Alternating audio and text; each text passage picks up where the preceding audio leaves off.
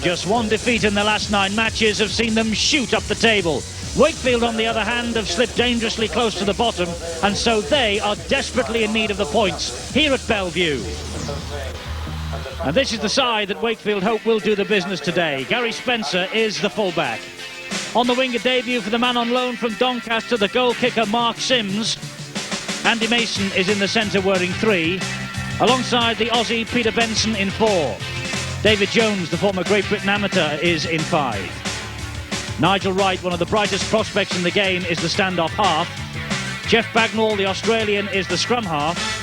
And up front, Mark Webster wears 8.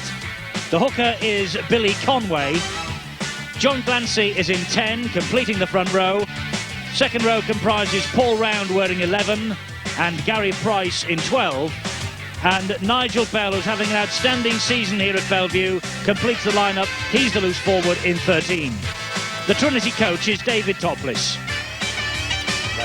Nice crowd from Widnes and from Wakefield here in the sunshine in West Yorkshire. This is the Widnes team. Stuart Spruce is the fullback. John Devereux, the Welshman, is on the wing. Andy Currier, in a rich vein of form, 8 tries in his last 7 matches, is in the centre in 3. Alongside him, Darren Wright wears 4. And David Myers is the man in 5. Jonathan Davis plays at standoff, the Welshman at 6. Alongside young 20-year-old Bobby Goulding in 7. Kurt Sorensen comes back after missing the midweek victory over St Helens. Sorensen is in 8.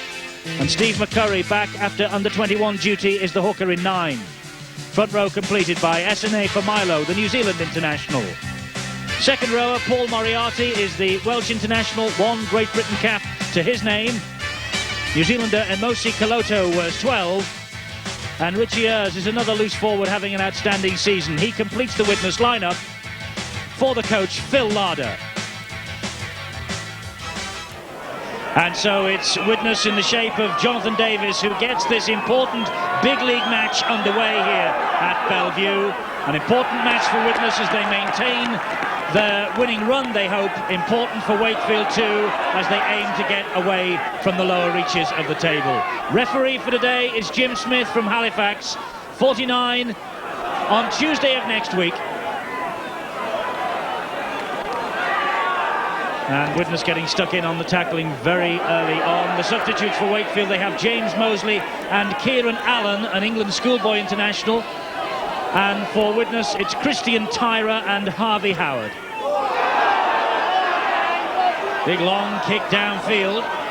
One for Stuart Spruce to chase. And I'm not so sure that that didn't go dead in goal. And it did. But did Nigel Wright get hit late there, Mike Stevenson? No, I don't think so. I think he just committed himself and veered off at the last moment. But it was an almighty kick there by Nigel Wright. Gives you some indication of how strong this wind will be in the favour of Wakefield in the first half. Important that they make good use of the conditions here then. This is Esene for Milo, hanging on for Widnes. Tackled by Nigel Wright and Jeff Bagnall. McCurry was the dummy half. Goulding helped it on to Kaloto. Widnes have suddenly bounced back to form well, losing just 1 of their last 9. They've recorded 7 straight wins, and they really are the dark horses for Wembley. But don't mention Wembley in this part of the world. They're still very disgruntled on the terraces here, the way Wakefield went out last week. But here's Andy Currier, a man really in form. He just knocks the ball forward, a chase between him and Spencer. Oh, and Spencer nearly makes a meal of it. And luckily for Spencer, it rolled dead. Oh, dearie me, Spencer made a big mess of that. Andy Currier, the centre, nice chip through, well weighted. But this really was bad play by the Wakefield full-back, Spencer. Well, he managed to just get a touch to it. It's a drop out from underneath their own posts. Paul Moriarty, complete in headgear, is the man underneath it. And he makes 20 metres before he eventually is hauled down. Nigel Bell letting him get to his feet eventually. McCurry finds Sorensen. They're using Sorensen at Widnes sparingly just at the moment. Well, he never played that ball in, Sorensen. He just rolled it back. This now is Darren Wright.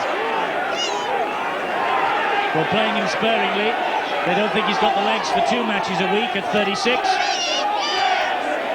Well, they're probably right, but that's been one of the great things about Widnes of late, is that their forward pack really has been moving forward. Goulding to Coloto. Thought better of just trying to release one as he went down from Paul Round's challenge. This is Andy Courier. Courier out to the far side. Devereux! And Devereux scores the first try.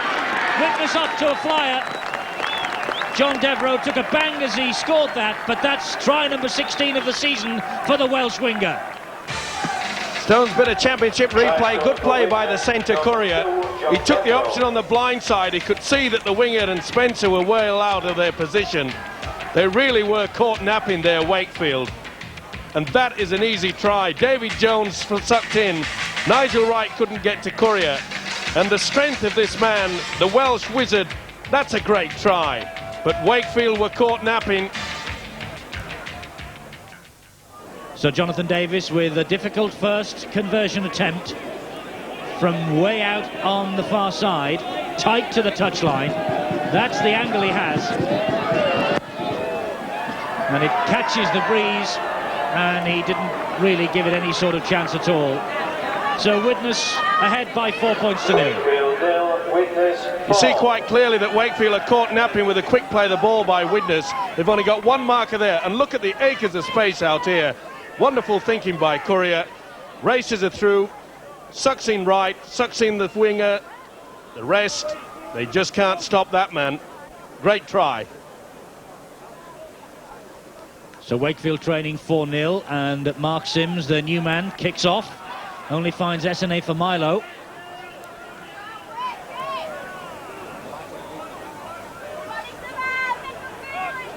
Goulding misses out Devereux, finds Courier instead. Courier unsettled, but in a rich vein of form. 14 tries for the season, and well, 8 in his last 7 appearances. Well, you can feel the crowd. There's a buzz goes round every time that Courier touches the football, and rightly so. He's only touched it 3 times and created 2 breaks and created 1 try. McCurry, the dummy half. This is Bobby Goulding. Goulding, a short ball to Richie Ayres. Support is there from Spruce. Spruce has got a ton of support with him, but he won't need them. Spruce goes all the way, and Widnes score their second try in the opening 6 minutes here, and have raced into an early lead. Stone's bit of championship replay. When you're hot, you're running boiling. Beautiful pass by Goulding there. Wonderful position by the loose forward, Richie Ayres. They'd suck the defence inside. This is what a fullback has to do. Support play on the inside. He's got far too much speed for Bagnall. That's a well-worked try.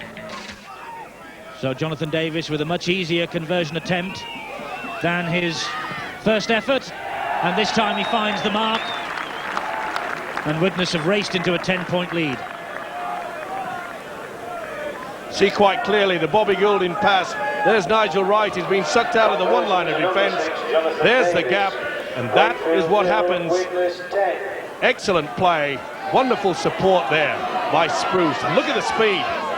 Into top gear now. Cover defence, no chance. Nice try. Goulding to Davis. Davis today, despite the fact that he felt the full weight of that Paul Round challenge, Mike, playing at standoff. And there are some who still believe, and I think you're one of them, that 6 is his best position. Well, I think so. I think you've got to give a man like that as much work as possible. I know he likes to play in the full-back position where he has the opportunity to gain his momentum, but I still think he's got explosive speed and wonderful step to make that break close into the rucks.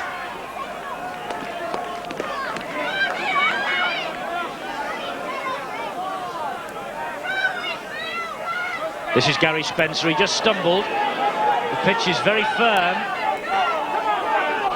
This now Andy Mason. And now that the firm pitches are back with us, Mike, after that very wet autumn, it could well be that Widnes will finish the season with a flourish, because they are a top-of-the-ground team, aren't they? Well, they've got the speed, haven't they? Oh, there's a chance. Davis has swooped on the loose ball. You can put the glasses down. There's another try here for Widnes. Jonathan Davis swooped on the slack pass And he's proving, Davis, that he's got a lot of his speed back after his injury problems earlier this season. Well, you'll see on the replay there, now there was suggestion that Kurt Sorensen had dragged back Nigel Wright, and I have a tendency to believe that was the case. He tried to get at that loose ball, and Kurt Sorensen just yanked him back, left an open run for this man, Jonathan Davis. And another Welshman turns the knife into the Wakefield heart, so to speak. So Jonathan Davis now tries to make his 4 into 6. Just clips it nonchalantly and misses. So 14-0 for Widnes.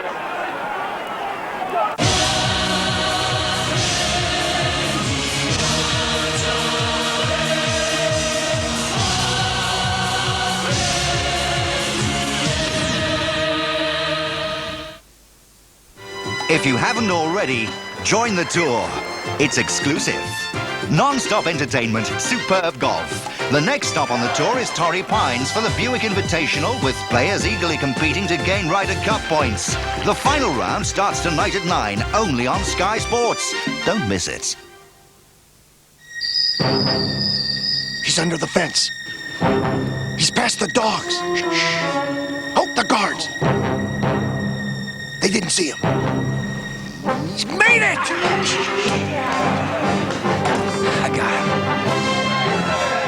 Kellogg's Crunchy Nut Cornflakes, crunchy golden flakes encrusted with honey, nuts and brown sugar. The trouble is they taste too good. Did you get my dry cleaning?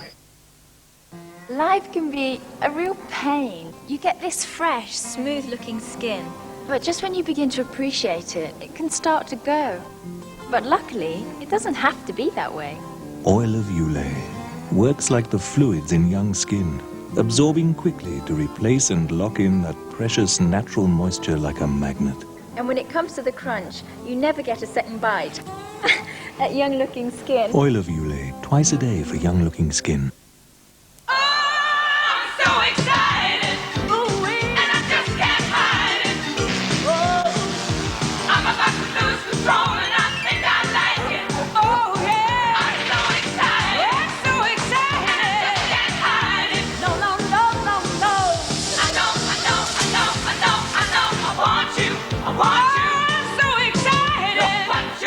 That Friday feeling.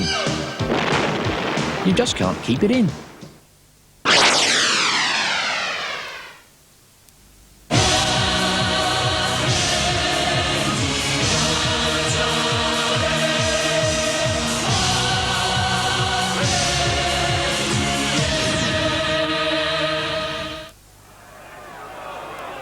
So yet again, Wakefield restart.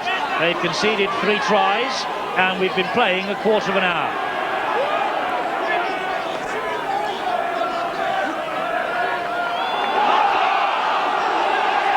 Little knock on. Mistake from Steve McCurry. Well, it was only a little one there, but a fair bit of problems there. A lot of traffic in the way. Perhaps it would have been a bit better to have just allowed that ball to stay there while the Wakefield player did get out of the way, but this is a chance perhaps for Wakefield. Well, McCurry obviously said something out of turn to referee Jim Smith, and so was penalised by him. That's why there's no scrum for that knock-on. It was a penalty, Wakefield, and they're trying to get over the line themselves now with Paul Round. They need to score and score quickly, Wakefield, after this opening onslaught. And this is Nigel Wright, and they're in! That's a great try! He sidestepped his way through the defence and fooled Stuart Spruce.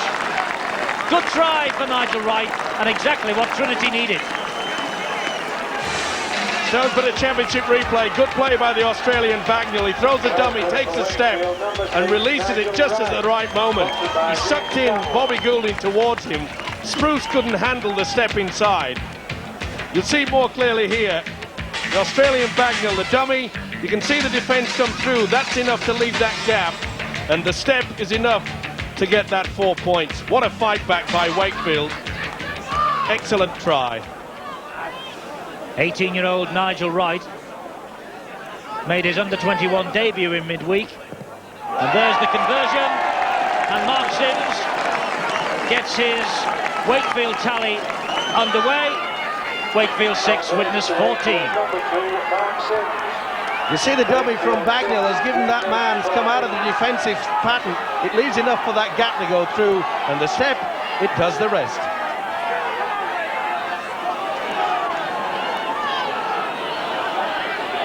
So what can Wakefield do here? They've clawed their way back into the match. It's 6-14 in Widnes' favour. David Jones is the dummy half. Winger making progress. Billy Conway. Nigel Wright always willing to take over the creativity. Benson, ball in field from Benson. And Golding has come up with it for Widnes. Now David Myers. David Myers drops it. But he had it stolen from him, says Jim Smith. But Jeff Bagnall, for one, does not agree.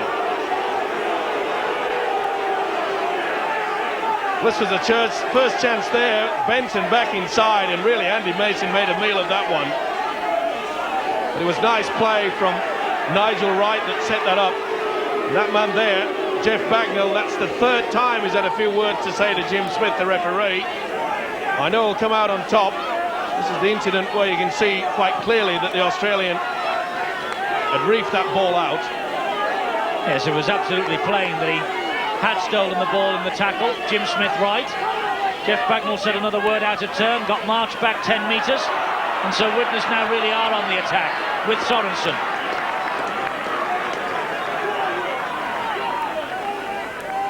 Now Goulding and Moriarty.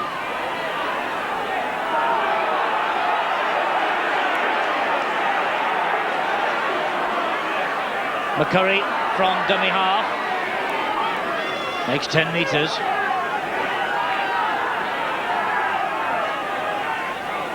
Goulding, Davis, sidestepping Davis.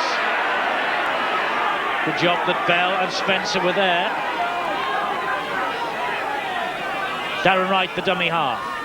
Goulding, Moriarty's through. Moriarty with the try.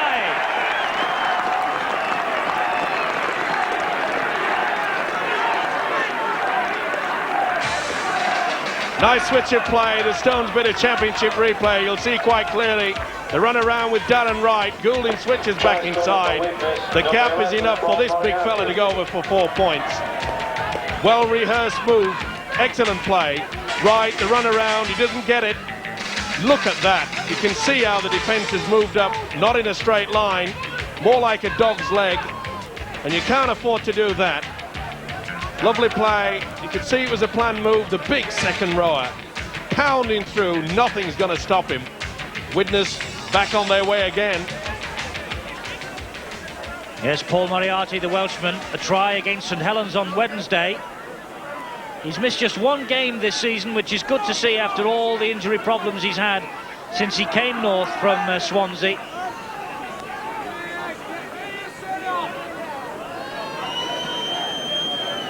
And so Jonathan Davis again with the conversion attempt, hoping to improve that record. 1 from 3 so far, and it's now 1 out of 4. Another miss. Wakefield 6, Widnes 18.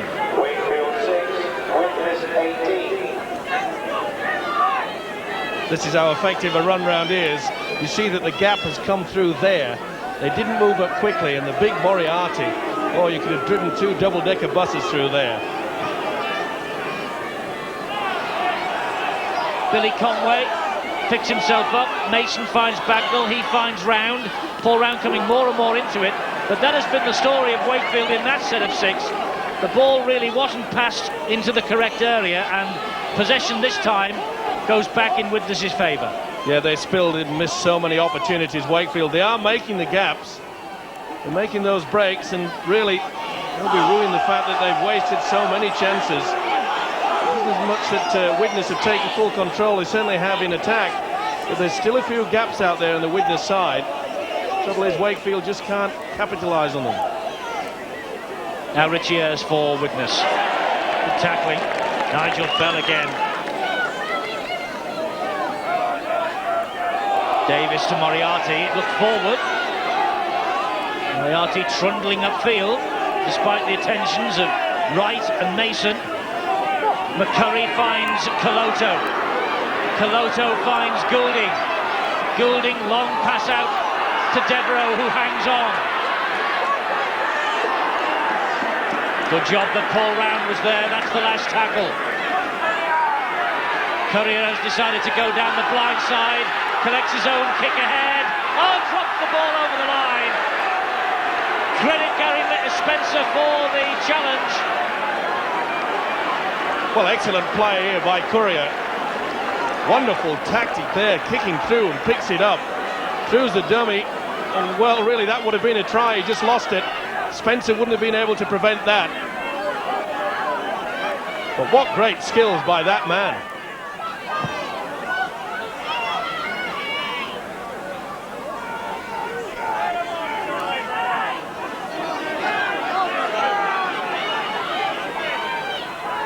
Nigel Wright again for Wakefield. He finds Gary Spencer. Spencer to Benson. Oh, that was a mile forward and the referee spotted it. David Jones will have to come all the way back.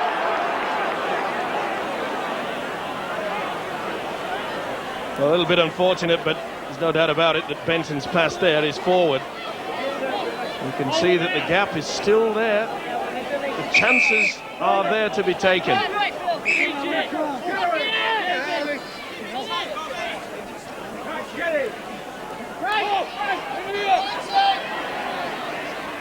Goulding, Davis and then Spruce.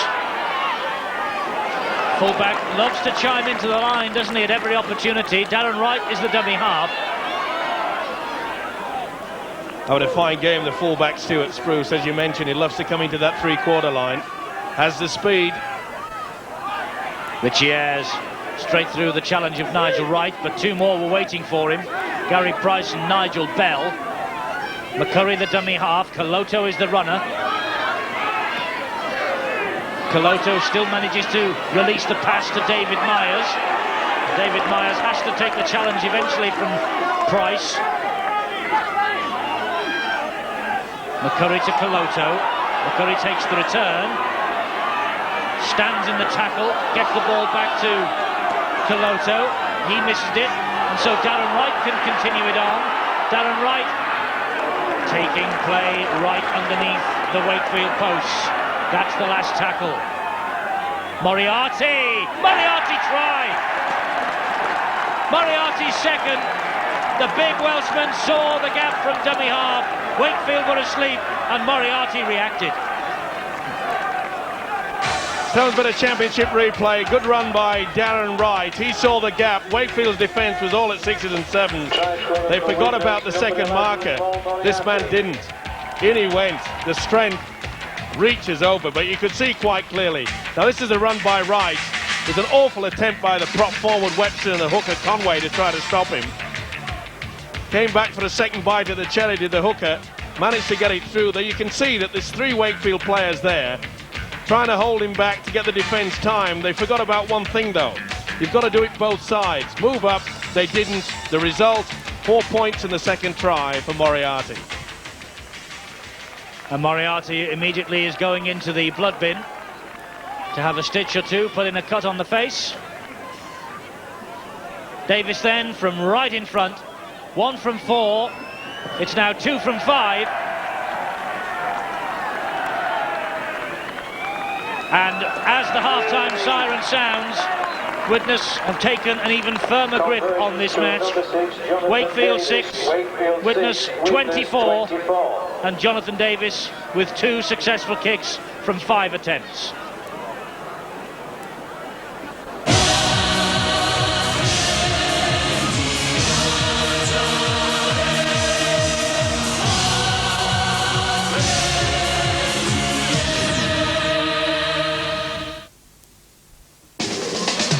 Coming in March on Sky Sports, exclusive coverage of the England Winter Tour, the 4th, 5th and 6th one-day internationals against India live. And there's even more cricketing action in March. The West Indies v Pakistan, live and exclusive coverage of all 3 one-day internationals. Tennis. Sky Sports brings you top men's tennis. The first 2 tournaments in the ATP Super Series, the Indian Wells and the Lipton International. In March, the US PGA is in full swing, and only Sky Sports gives you exclusive coverage each weekend of the world's toughest golf tour. And if football is your passion, Sky Sports is the only place to be throughout March. Exclusively live Premier League action as the battle for the championship hits fever pitch. The FA Cup quarter-finals and International World Cup qualifiers. Turkey v San Marino and Turkey versus England, all exclusively live. All this and more exclusive sports coming in March on Sky Sports. This week in The Sun, there's a great new game, Noughts and Crosses. Just scratch to play and you could win up to £2,000 a day. It's fun and it's easy. Play the £2,000 Noughts and Crosses game, only in The Sun. Get your new card in The Sun tomorrow. Life's always better in The Sun. We saved £100 on the same holiday as our friends. By booking at Lund Poly. Ah, get away. Huh?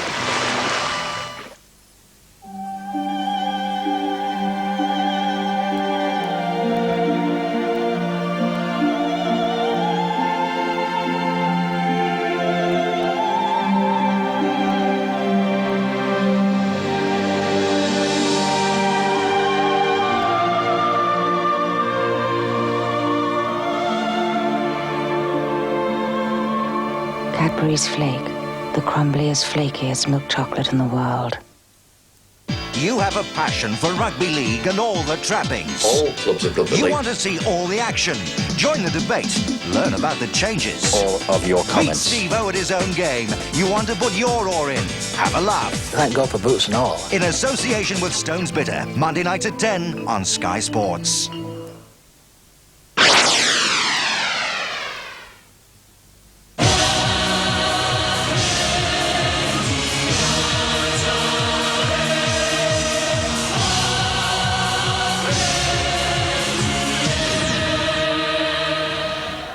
Confirmation of half-time here at Bellevue. Wakefield 6, Widnes 24. It really has been a point-scoring spree by Widnes in that first half.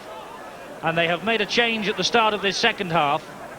They've brought Harvey Howard on for Kurt Sorensen. Harvey Howard then wearing 15 as Wakefield Trinity get us underway in the second half here at Bellevue. And much to do, Mike, to rescue what could easily be a real hammering unless they start to tackle, if nothing else. Yeah, well, I'm sure their coach, David Topliss, would have had plenty to say to them in the half-time break. And that one word, tackle, certainly would be prominent. They really have just held off. And I just get the feeling that this Widnes forward pack, especially the back three, are just enjoying themselves running out wide. Gaps are there aplenty. There's Bobby Goulding with the kick over the top. But he only found David Jones. Jones evades the challenge of Harvey Howard, but can't get away from SNA for Milo. It's a remarkable turnaround in fortunes by Widnes, Mike, isn't it? Because they had a slump in form and certainly a slump in fortunes off the field. No fewer than 5 of their international stars unsettled, wanting away at some stage this season. Problems obviously with meeting the cash payments on their contracts, but the players have knuckled down, and the coach Phil Larder, they've got it together. Yes, I think you've got to take your hat off to Phil Larder. I just thought that at the start of the season and midway through it perhaps that they would, the reason why the penalty was given, offside there by Widnes, but getting back to the fact that Phil Larder has done such a good job, I thought they were just trying to be too elaborate. Too many moves, setting up too much time, but now they seem to be playing a little bit more off the cuff, as we mentioned earlier. They're getting it all together, and I think the scoreline reflects that already. Wakefield playing, of course, for their pride and for their position at the foot of the table. They could do without losing many more matches, otherwise they could be in the relegation dogfight themselves. This now is Peter Benson, and here's David Jones. Certainly a far more spirited Wakefield at the start of this second half. Bagnall, Bell, but the Widnes defence up to the task so far. Billy Conway, Bagnall on the run to the blind side. Paul Round. Round always looking to unload the ball before he hits the deck in the tackle. Nigel Wright.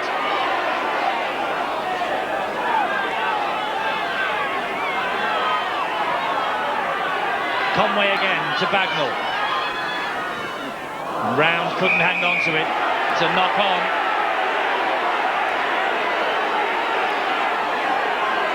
Well, talking about trying to be a little bit too elaborate there, you saw Bagnall running across the face of the defence, trying to bring someone back on the inside, but when you just stood there, you've got to move on to an inside ball like that with a lot more momentum, otherwise there's no chance of breaking through.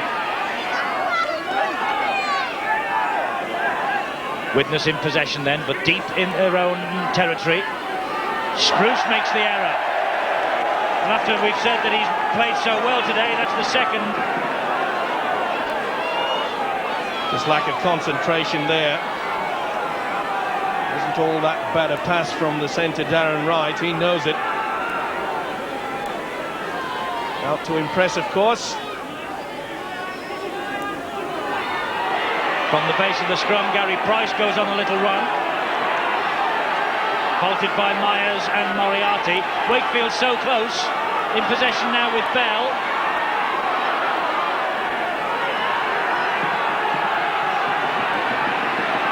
Conway, the dummy half. Mark Webster's the runner.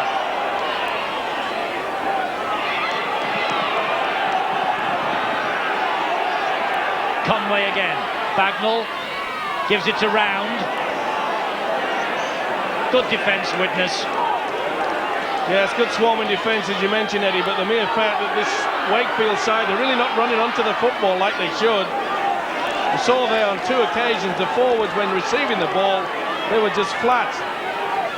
Last tackle for Wakefield in this set of 6. Bagnall tries to slide the ball forward. It bounced off the feet of Davis. Davis tried to hack it downfield. Missed it completely. Bit of a smile on his face, a wry smile. But Wakefield back in possession for another set of 6.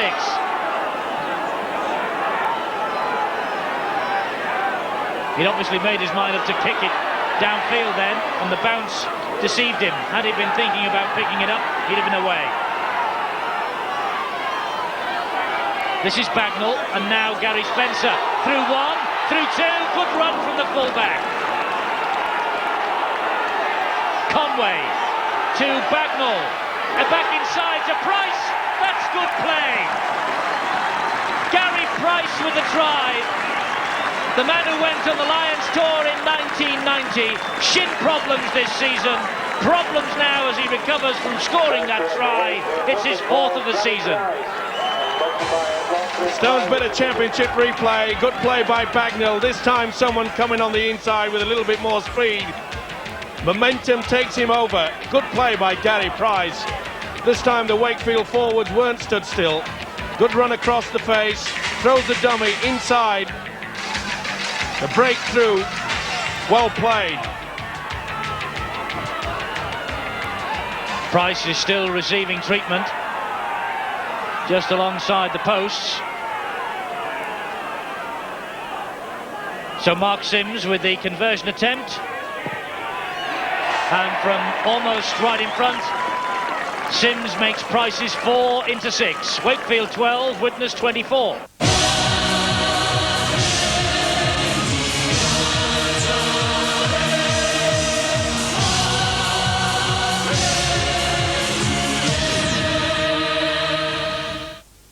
On Wednesday, in association with Ford, the club show visits Norwich, where league success has them shouting, not always favourably. Wednesday evening, 6:30, Sky Sports.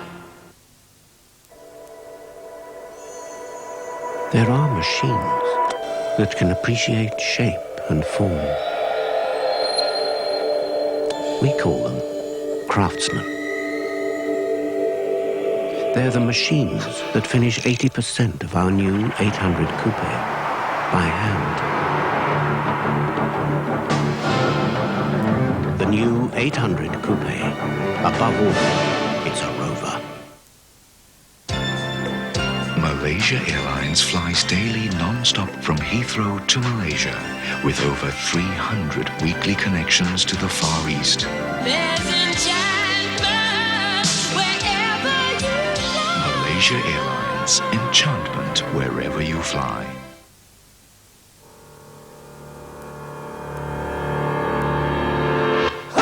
But we need it so bad. We got to have it so bad. But we want it so bad. Ha! Got to have it so bad. Give it to me so bad.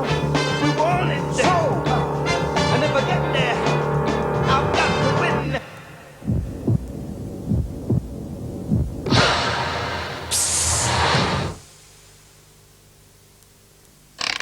The Comet sale comes to an end this Saturday. So for your last chance to get up to 25% off, you know where to come. Time Life brings you the Emotion Collection. Music to dream and fall in love to. Dreams and Memories is your introduction to this unique collection of modern love songs. 24 classic tracks by the original artists on one double album. Each album has been digitally remastered to give you nearly 2 hours of superb quality sound at the incredibly low introductory price of $9.99, including postage and packaging. Order now on 0800 800 440. The Emotion Collection is one of the most extensive compilations of classic rock ballads and soulful love songs.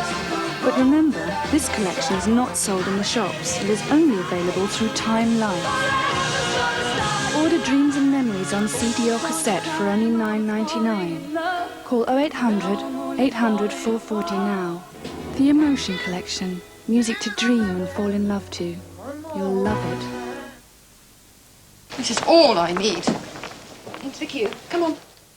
I'm on a meter. I don't believe this. Not funny. It's not. Come on. Come on. That's not right.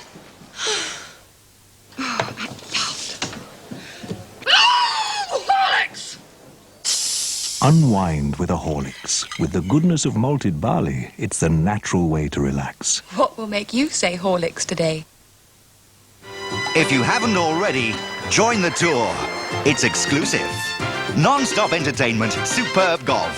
The next stop on the tour is Torrey Pines for the Buick Invitational, with players eagerly competing to gain Ryder Cup points. The final round starts tonight at 9, only on Sky Sports. Don't miss it.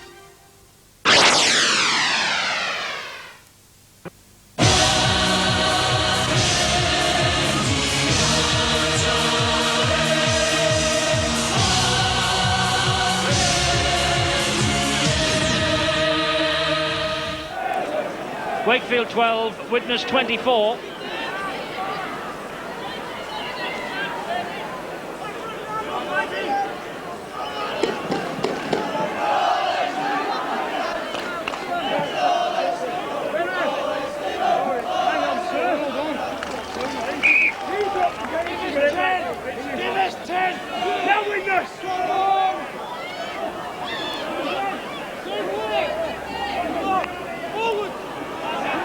Peter Benson, the man who felt the full weight of that challenge from Richie Ayres.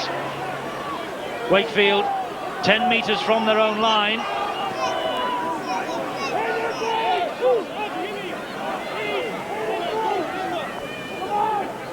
Widnes with much the better of things in the first half, but Wakefield have botched the show after the interval. That was a great ball from Bagnall.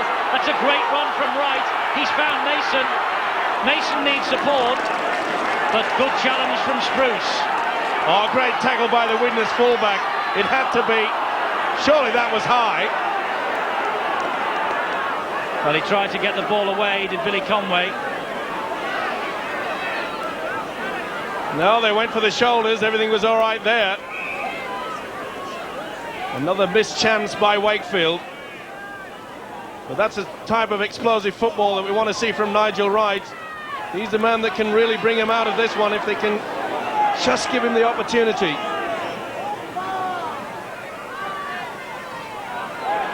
Darren Wright knew, and he felt that pain written all over his face. And Nigel Wright felt it too.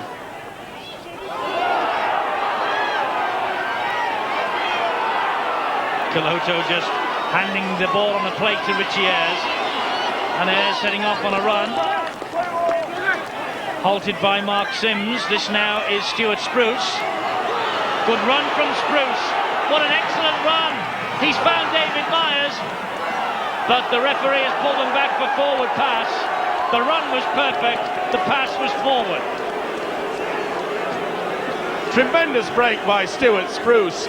He slowed down to get the pass away. Well, it didn't look too bad from this angle. Referee a lot closer than what we were. He can't believe it's Stuart Spruce. He didn't really have to give that ball at that point. Could have taken it a little bit further and committed the full back even more. Wakefield won't be complaining. Mosley was thundered to the floor by Spruce. And now Wakefield in possession with Bagnall, who takes on two of the biggest men on the Widnes side, Moriarty and Caloto. Billy Conway through the gap. Hauled down by Harvey Howard. Well, there's little doubt that this Widnes defence has started to go asleep a little bit. Spencer, ball in field to Mason. This is a good run from Mason. He's no slouch. He's heading for the corner. Goulding did well to cut him out and force him wide, and Myers completed the job. But Wakefield are making inroads in this Widnes defence now. In possession with Gary Price. Now Paul Round. Benson's there. Benson's all the way, and Benson underneath the posts. He improved the angle with the run infield. Stonesborough Championship replay. Take the ball to the right, dive it in. The right option is to get it out wide. That's what they did. Good link. Price get it out wide. Beautiful play here. Benson realised that the cover was coming across. He took the step off the left foot. Oh, that's a great try. And Wakefield, remarkably, are coming back into this game. That was where it counted. That lovely long ball there from Nigel Wright created the overlap there. And Benson, the inside step. Oh, we're in for a real finale. And Mark Sims, from right in front of the sticks, makes no mistake. Yes, take your seats for the big finale to this one. Wakefield 18, Widnes 24. And remember, it was 24-6 at half-time. Wakefield 18, Widnes 24.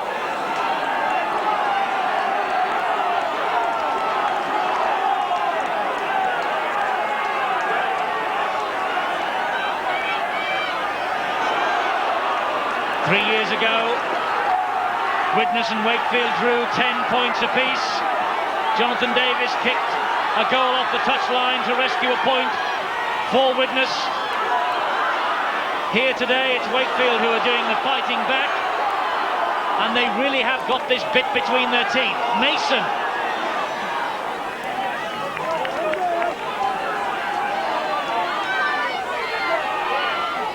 Bell to Bagnall. To Gary Price. Suddenly, Widnes have stopped tackling. Not only that, but Wakefield decided to start running onto the ball.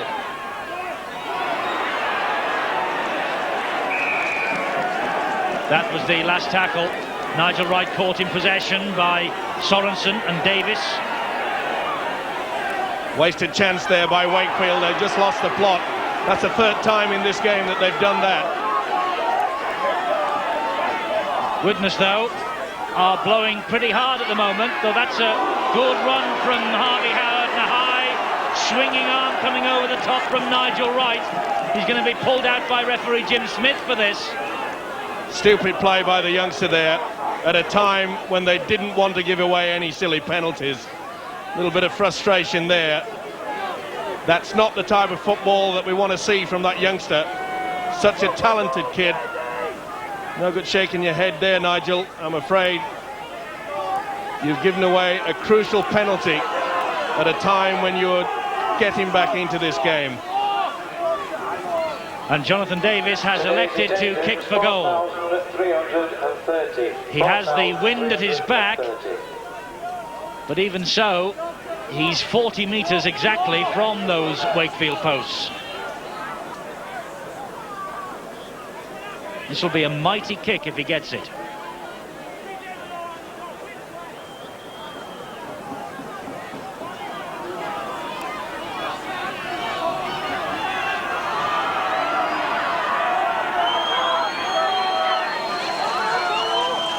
So Jonathan Davis with the wind at his back, 40 metres, but bang in front of those Wakefield posts. An important kick coming up. It could be the kick that wins the match. He's pushed it wide, though, of the right hand upright as he looks at it. But the ball has gone dead. Wakefield will have to give it them back with a drop out from their own 20-metre mark.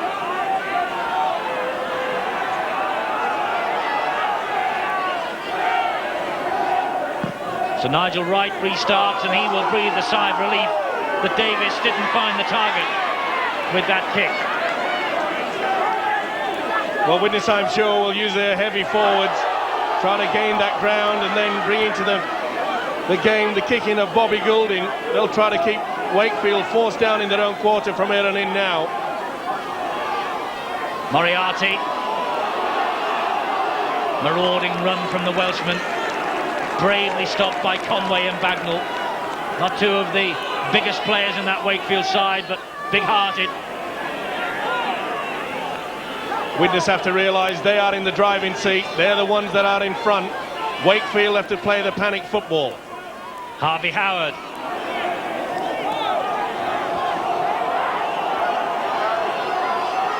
Trying to get himself away from the tacklers. And this is a run coming in. They've scored! It's Steve McCurry, the under-21 international, from the dummy half position, as Wakefield again were caught cold in that seat, exactly as he did in the first half, Widnes. Stones bit of championship replay. After the good strong run from the forwards, the hooker takes it on. The Wakefield defence were hanging back. Good play. You can see they're still on the ground. And he has the strength to get over. Good play by the hooker, Steve McCurry. Quick thinking, that's what it's all about. That has been the difference between the two sides, and what a decisive try that is. Steve McCurry back after under-21 duty against France in midweek, a try in Britain's 46-10 victory. And that is his father, Alan, with him, member of the Widnes coaching staff. Father and son. Very proud picture.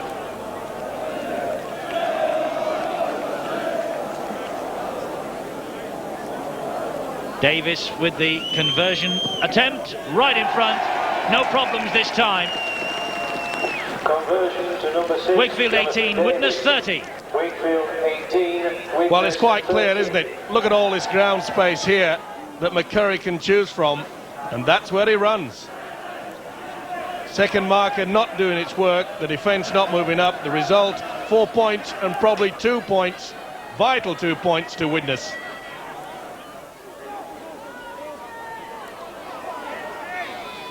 This now is Devereux. John Devereux, who started the try scoring for Widnes, just tapped and just stopped the momentum by Benson. But Widnes still coming forward with Richie Ayres. Desperate defence from Wakefield. That's got to be a penalty. Bagnall stole that ball. Frustration there.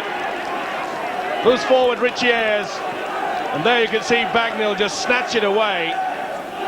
Doesn't matter how you do it, you've got to be penalised for it.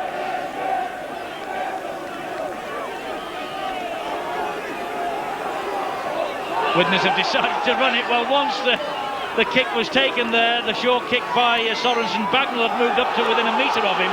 He looked offside, but will it matter anyway for Milo? Taking Widnes back to within half a metre of that line. McCurry to Harvey Howard. Harvey Howard blunders a try. Points the way to victory.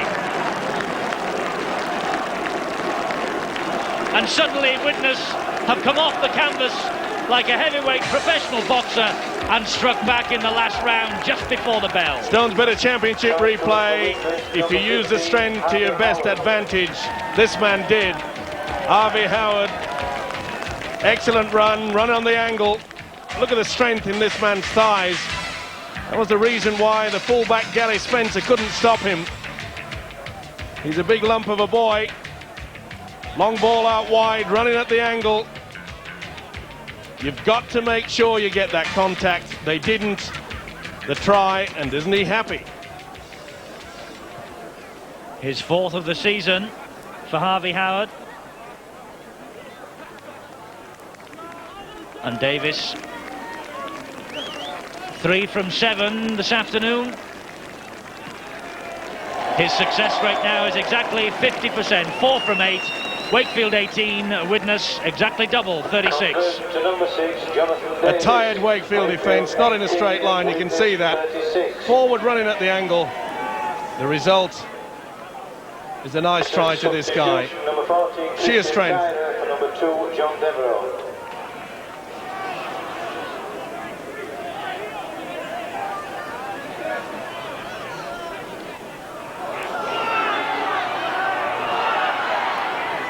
Widnes then confirming their place in the top 4 here at Bellevue Wakefield.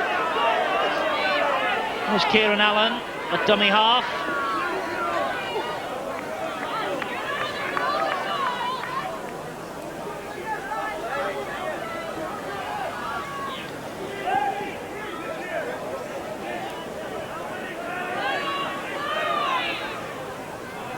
Bagnall now for Wakefield. Kieran Allen went on the dummy run. They've given it to Benson. Davis gets to him. Allen following up, and good tackle by Spruce to keep him out. Over the top to Nigel Wright. Nigel Wright electing to go on his own, and brought down by Kurt Sorensen. It's the last tackle for Wakefield. Wakefield finishing on the attack then here. Bell to Conway. Conway slips, gives it to Jones. Jones dabs the ball forward. Moriarty got a hand to it. The referee says it went backwards. There was no knock on. Stuart Spruce. Is he going to end this match with a flourish? Well, he did. His was the last action of this big league encounter at Bellevue. Paul Moriarty with 2 tries, epitomising the Widnes effort. Confirmation then of the victory here. Wakefield 18, Widnes 36, 24-6 at half-time. Widnes made to fight all the way in the second half, but in the end having too much firepower for the men from Bellevue. They go on to the top 4. Wakefield, they stay in trouble. So it's been an interesting weekend in the Stonesbitter Championship. Confirmation that Lee and Salford won on Friday, Wakefield and Widnes today, and now Hull 21, St Helens 16, Warrington 23, Castleford 18, Wigan 30, Halifax 14. Situation at the top of the table, Wigan are now up there on top. They have 2 games in hand. They're level with St Helens. It looks very much like Wigan's year. Down at the bottom, there's a real scrap going on. Lee and Salford joined forces on 14 on Friday night. Wakefield, Sheffield, Warrington, none of those sides yet out of the wood. Into Division 2, Huddersfield 12, Rochdale 17, London Crusaders 20, Bramley 12, Oldham 56, Carlisle 16, Swinton 12, Featherstone 42. It means Featherstone and Oldham have strengthened their position at the top of the table. They will certainly be in the First Division next season. Down at the bottom, Swinton stay there with 8 points. Division 3, Batley 16, Whitehaven 20, Highfield 16, Doncaster 60, Keighley 78, Chorley 6, Nottingham 4, Hunslet 76, Rydale York 56, Blackpool 6, and Workington 33, Dewsbury 7. Take over at the top, Workington now on top of the 3rd Division, on points difference ahead of Dewsbury, but Rydale York, Keighley, Whitehaven, even Batley, Doncaster and Hunslet can't be ruled out of the promotion situation yet. That's it then for this week. Don't forget to join Steve-O and me for Boots and All tomorrow night at 10 o'clock. Our guests, Les Bettinson and Peter Tunks. We'll see you then.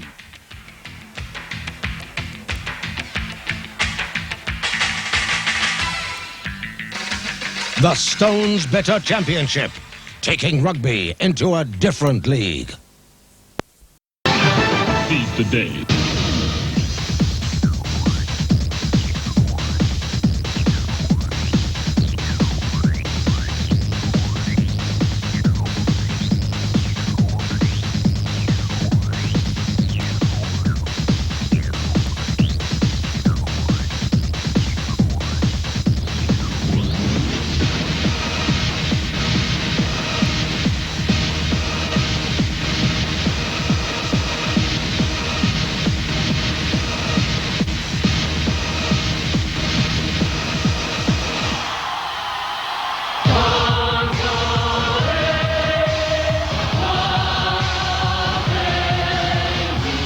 Bradford aim to go back to the top of the big league tonight. Standing in their way, one of the most famous names in the game, Wakefield Trinity. Odsal stages the biggest match this big league weekend. Derek Fox was Bradford's hero last Sunday. His 7th drop goal of the season clinched a vital 2 points at Sheffield. Northern are a team transformed now that Paul Newlove is settled in the side.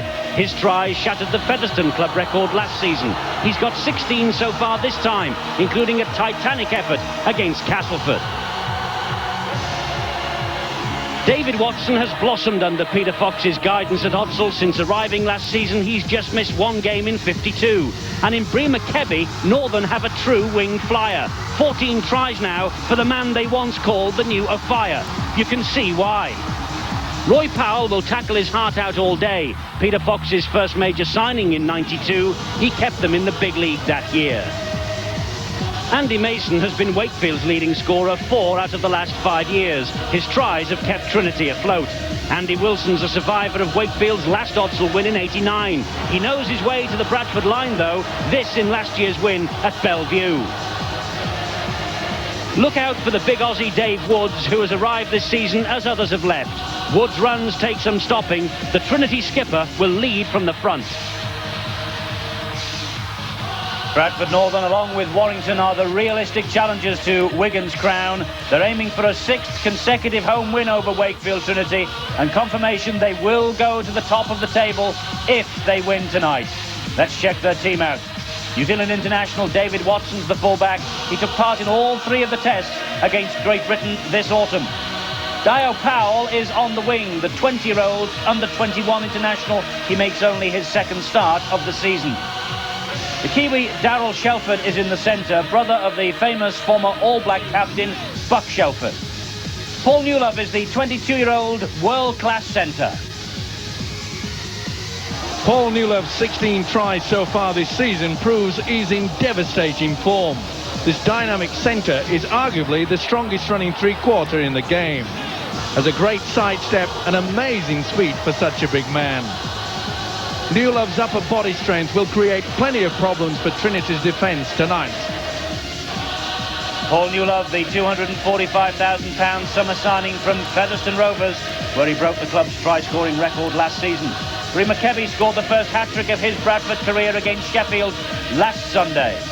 Neil Summers is the standoff. He bagged 2 tries in 2 of the 3 matches Northern played against Wakefield last season. Derek Fox, the scrum half, his drop goal, his 7th of the season, won the match at the Don Valley Stadium last Sunday. Up front, Paul Grayson's played the last 6. His dad, Jeff, is the former Great Britain and Bradford Northern skipper. 44-year-old Jeff is still playing for Batley. Trevor Clark's the hooker, the Kiwi, another of Peter Fox's signings from his former club, Featherstone Rovers. John Hamer is in 10. He's been ever present in the Bradford team sheet so far this season. Roy Powell has had 10 years at the top, but only a county cupman has medal to show, though he has won 19 international caps for Great Britain. Paul Dixon was a member of the Halifax side in 1986, which won the title, the last Yorkshire side to win the championship. And Carl Fairbanks, the loose forward, the Great Britain international, who played prop forward in all 3 tests against the Kiwis in the autumn. And the coach, Peter Fox, in his 2nd spell at Odsal, again his Bradford side are in contention for the title. Now, Wakefield Trinity have had their fair share of off-the-field problems this season. Directors have resigned, the players have been asked to take a cut in wages, but they keep battling on. Desperate to avoid the drop to Division 2, they left the lower reaches in 1987 in David Topless's first season in charge. And this is the side that Topless hopes will bring home the points tonight. Gary Spencer is the fullback, who's scored tries in 2 of Wakefield's 5 league victories so far this season. Gary Christie comes into the side on the wing for the injured James Mosley. Christie, the signing from Oldham, a former under-21 international. Andy Mason is again Wakefield's leading try scorer with 9 tries. Andy Mason is one player capable of creating an upset this evening. At 31 years of age, the Trinity centre has the experience to lead by example and could provide the handling skills to ignite the outside backs. Despite getting on in years, he still has the speed and agility to expose the best of defences. If Wakefield support plays on song, then we could be in for a classic encounter. Mason has led the club scoring charts 4 out of his 5 years here. Adrian Flynn is the Academy International picked up from local amateur football in Dewsbury. Andy Wilson is on the wing in 5, a survivor of the last win against Bradford here at Odsal in March 1989. Henry Paul is the outstanding junior Kiwi captain. He will play this season and then join the Auckland Warriors and John Money. Billy Conway is a hooker turned scrum half, over 150 games for the club, mostly in the number 9 jersey, but not tonight. Steve Durham is the former Hull prop forward who's played the last 13 matches since his Wakefield debut. Matthew Fuller is the Australian from South Sydney, and he's also played for Canterbury and St George down under. John Glancy gets his first start of the season, contract dispute settled. He's been keeping fit, turning out in the reserves. Nigel Bell is Wakefield's 10-year man. He's enjoying a benefit year and is one of the game's unsung heroes. Dave Woods has taken over the captaincy of this Wakefield side from Jeff Bagnall, another Aussie who's preparing for the start of the new season with Canberra Raiders. And Richard Slater completes the lineup. He can also play fullback and both of the halfback roles. And the coach at Wakefield, David Topless, has already hinted this might be his last year in charge, but he remains one of the best young coaches around. Now, the head-to-head confirms that Wakefield Trinity, they've had a poor showing over the years against Bradford, and here at Odsal, Northern have won 13 matches. This season, defence has been a problem for Bradford. Even Hull, who currently stand 5th bottom, have a better points against total. Wakefield, well, their problems are obvious. Only bottom of the table Lee have scored fewer points. In summary then, Northern are second, only 3 defeats all season, 14 wins. Wakefield, they're out of the bottom 2, but only 5 wins throughout the campaign in the big league, and they are desperate to avoid relegation. And confirmation that Bradford Northern are second in the table at the moment, and they will go top if they win here tonight. It's a different story for Wakefield. Victory over Lee took them out of the bottom 2 and above Oldham last week, but they are desperate for points for totally different reasons. So that really does sum it up for you. Bradford second top, Wakefield third bottom, both sides desperate for points, and Steve-O, that really is the match in a sentence. Both sides desperate to win. Yes, vital 2 points for different reasons, obviously. But when you look at the team lineup, you'd have to say that Bradford will be odds-on favourites. Well, in very, very wet, slippery conditions, I think it'll bring Bradford down to Wakefield's level. Wakefield going through a lot of problems, 20% cut. That's what the officials have asked their players to take. They're against it. But will it affect them tonight? They have a very good habit of playing exceptionally well in front of the television cameras, and quite frankly, I think they'll put on a great show tonight. With such conditions, it has to be played in the forwards, and perhaps the team that makes the least mistakes will come off. Kicking will be vital. It's the first time we've seen the young junior Kiwi, Henry Paul. He's a very talented player, so much so that John Money wants him and has signed him for Auckland. So it'll be interesting to see how he fares tonight. Kicking will be vital on that part also for Bradford. Derek Fox will be the key. You've mentioned the very heavy conditions. The referee, John Connolly, has had a long, hard look at the pitch here at Odsal tonight, and the pitch will be, as you rightly say, a great leveller, won't it? Yes, it has to be, and I'm sure that both coaches realise that what's going on there, and they'll use a bomb, they'll use a little grubber kick through, and if both sides do not drop a sweeper down and the fullbacks come into the line a little bit more, then I'm afraid they could be in a lot of trouble. Odsal Stadium is famous for the little kick-up because all the corners go up at the level, so we'll see a lot of kicking. Yes, the corners are sloped up at the level here because of the speedway track that runs round this Odsal Stadium. So it's Wakefield Trinity who are the visitors here to Odsal, but coming next we meet this week's local hero, and this week it really is a man who has got a foot in both camps. He played for both Bradford and Wakefield, was the last man to coach Bradford to a Wembley final, Ian Brook, and we meet him after these. Seize the day. You're watching Sky Sports.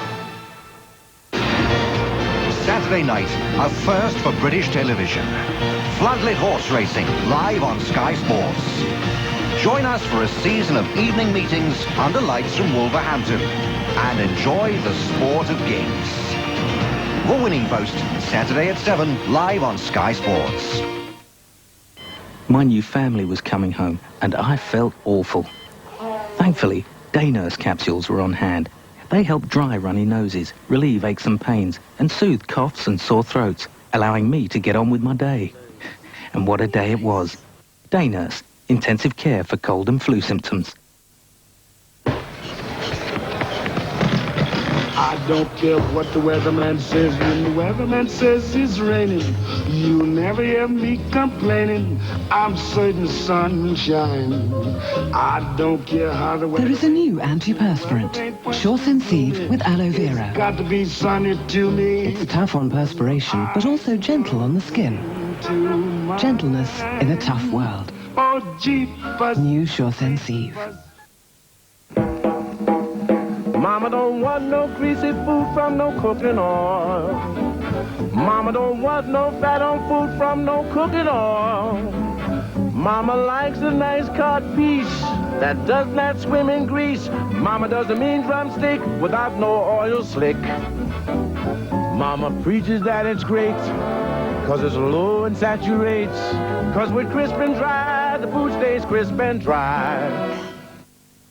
I can't believe I was that fat, but I was. Then I lost 33 pounds in 3 months on the Slim Fast plan. 2 years on, and all the weight stayed off.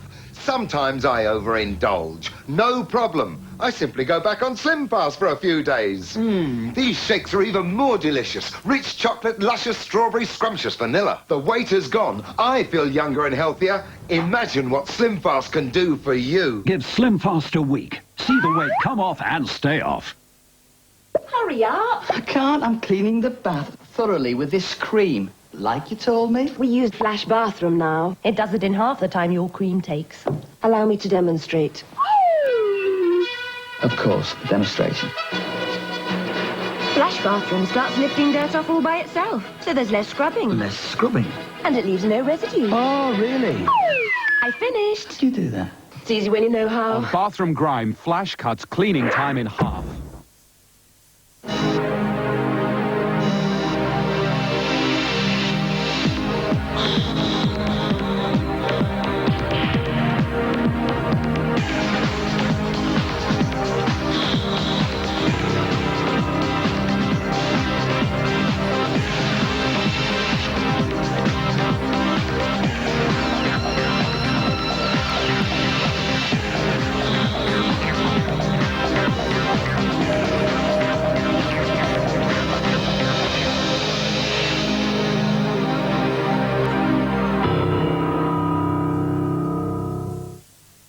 When this whole world starts getting me down, and people are just too much for me to face. On the only place I know where you just have to wish. Relax on New Club World and arrive ready for business. On the Faye Dunaway, Denham Elliott, Emily Lloyd and James Earl Jones star in A Tale of Southern Passion. Scorchers, the TV premiere Sunday at 10 on Sky Movies. Seize the day.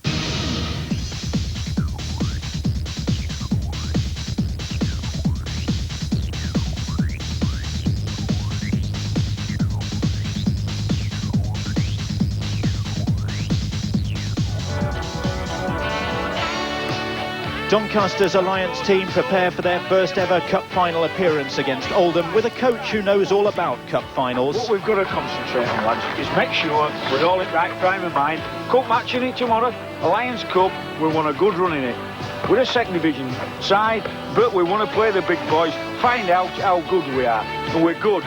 Ian Brooke, soon to be 51, played for and coached both tonight's teams, Bradford Northern and Wakefield Trinity. Bradford folded in 1963. Ian Brooke was one of the new recruits for the reformed side in '64. A year later, they beat Hunslet to win the Yorkshire Cup.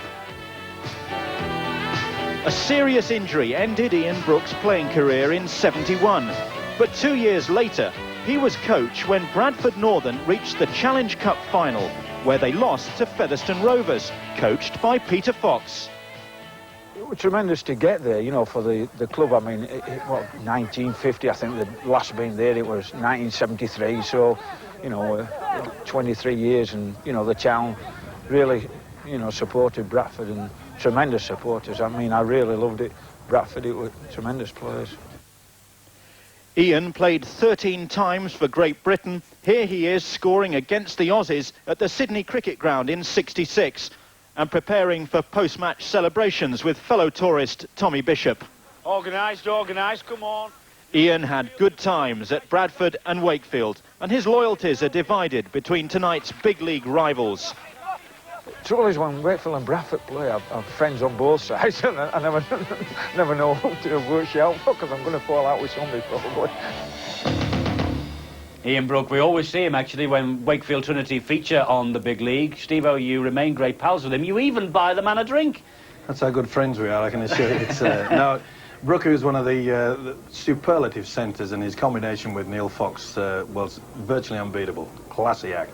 Well, we've got plenty of classy acts on show for you here tonight, but it really is an awful evening at Odsal, and we have a drowned rat waiting for us on the pitch side. Well, it's Bill Arthur anyway. Bill? Thanks, Eddie. You know, both these teams have experienced a lot of upheaval off the pitch recently. Bradford Northern, after a surprise defeat at Hull 3 weeks ago, put David Hobbs and Brian Noble, rather ended their contracts and put Steve McGowan and Gerald Caudle on the transfer list. Now, Hobbs, I know, was bitterly upset to end his Bradford Northern career in that way. Mind you, it doesn't appear to affect the rest of the players because they've won 3 in a row since those goings-on. Mind you, Wakefield have got much more severe problems, as we've heard. They've got financial troubles, and as part of the solution, they've asked all their players to take a 20% wages cut. Now, the players met this week to discuss that, and I understand that just the other day they told the directors that they would not take a wages cut. They were refusing to do that, so it's back to square one on that score. Not the best preparation for a game like this for a side facing the relegation threat. Wakefield desperate for the points. Bradford Northern know they'll go top if they can win. It's going to be a tough game. As I say, you know, they're down the bottom end and they're looking to get out of that relegation zone and get safety in the first division. You know, similarly, we're looking to consolidate our position at the top of the league. So we're going to, you know, both sides are going to be very keen. And at the end of the day, you know, whichever side wants to win the game, you know, should win it. Traditionally, Wakefield are a forward-based side, and really so are Bradford traditionally. Do you see that's where the main battle will be? Yeah, battles are always in the forwards in the first, you know, 20 minutes of a game to see which forwards get on top. But we've got some backs to the club now, which, you know, we haven't had in the past, that, you know, scoring tries. You know, you've got Newey and 1 or 2 others. So, you know, we've got the backs to win the games and the forwards to lay the platform. They've got an excellent pack, a big pack, and you've got to master their forwards, or at least match them. But our forwards have been playing well recently, particularly the 2 props, Ian Marlowe and Steve Durham. And if we can match them in the forwards, then we're very hopeful. It's a lot to ask, isn't it? Yeah, obviously it's a tough game, particularly over at Odsal. But we've run them close the last few years, and we got a good win on Sunday. Got a bit of confidence back, and if we play well, we can give them a good game. It's still looking very grim for the club at the bottom of the table, isn't it? It is, yes. Fortunately, we managed to move up a place, but it's a dogfight down there, and they talk about pressure at the top. There's a lot more pressure at the bottom. But we just got to keep hanging in there and keep fighting, battling, and hopefully the results will come. We found that 2 years ago when we were struggling for First Division status, and every game you're going out there to win. And against the big sides, you try to turn it on, because they're the teams that do underestimate you. It should be a big forward battle. Wakefield like to play up front a lot. Bradford are known for their physicalness up front. Do you see it being that way? Well, for a start, I think, you know, the first 20 minutes of most games are like that, where your forwards try to get on top. And we've since developed a pattern where we can do that, and now we can go working towards our backs, you know, with the likes of Paul Newlove, Brian McKebby, Dave Heron when he's playing at standoff. We've got players in the back line that can do things now. I went to Odsal with the Junior Kiwis to watch Bradford Northern play the Kiwis, and I never thought I'd get the chance to play them myself. So when I go there, I want to make sure that I play my own game, you know, and not let the likes of Dave Watson and Derek Fox try and overawe me. I'm just going to, you know, try my best, and hopefully if they come my way, take them down. And if things come right, then, you know, the game should, you know, hopefully go my way. Do you really think you can upset the odds? I'm confident, but you know, realistically, they're having a good run at the moment, and our team, you know, we're still struggling down the bottom. You know, we're desperate. We got nothing to lose. Why not try something? So we're going to do that to hopefully entertain. Well, we hope so. Henry Paul, Junior Kiwis captain, an outstanding young player. That's the player's view. Time now, I think, to have a word with the two coaches, and it really is a tale of two coaches, isn't it? Peter Fox lauding it at the top, David Topless struggling at the bottom end of the league ladder, and so really this should be an easy win for Bradford, shouldn't it? I think it'll be a hard game. Wakefield forwards will tackle, they'll get stuck in, they'll make headway. They've got one or two backs that can cause us problems. They'll be busy all the time.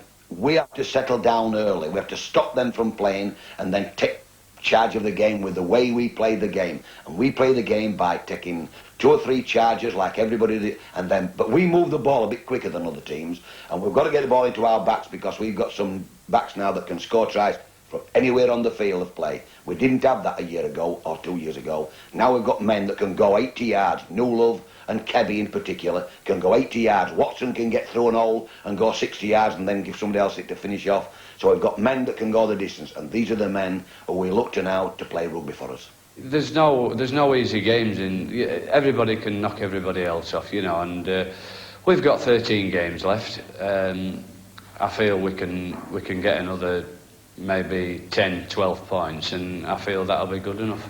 Well, you've beaten Warrington, the leaders, this season, so that must give you some grounds for thought that maybe you could do the same to Bradford Northern. That's right.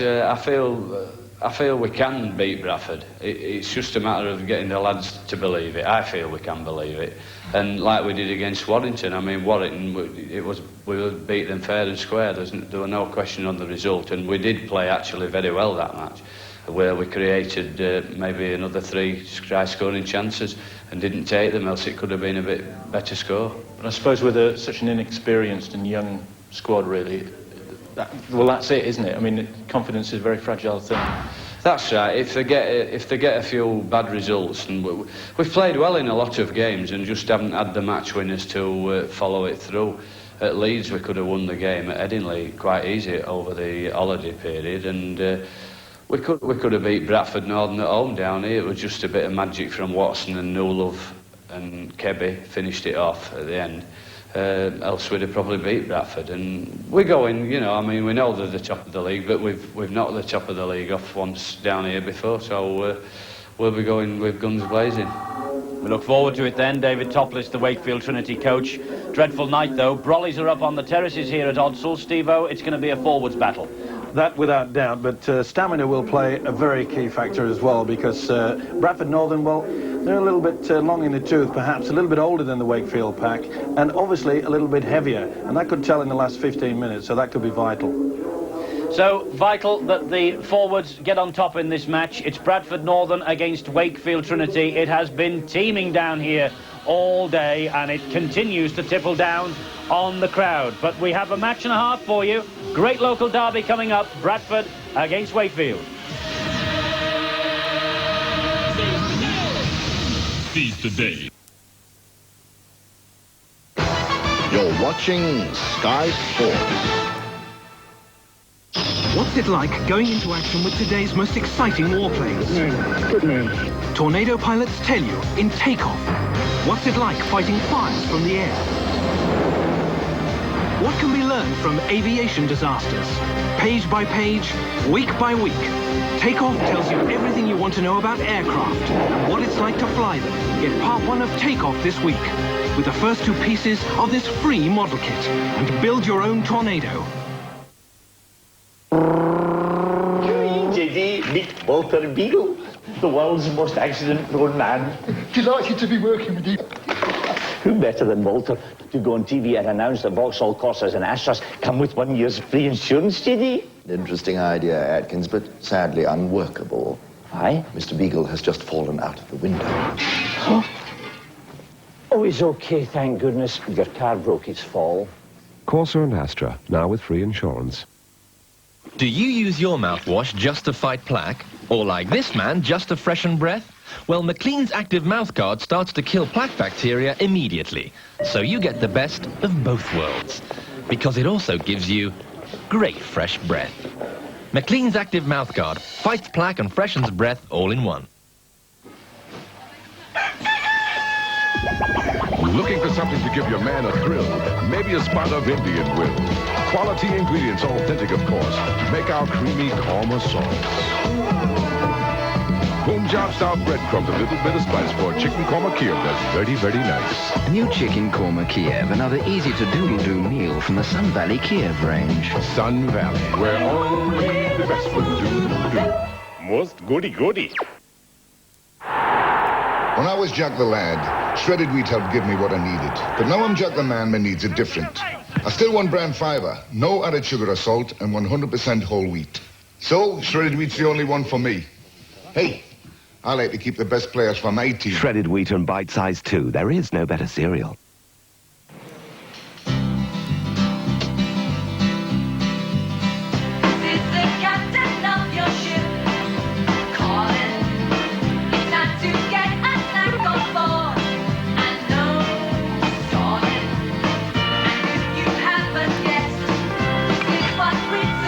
Muller rice, a satisfying blend of cool, light dairy rice with a delicious serving of fruit. Eat a Muller rice and give hunger the heave-ho.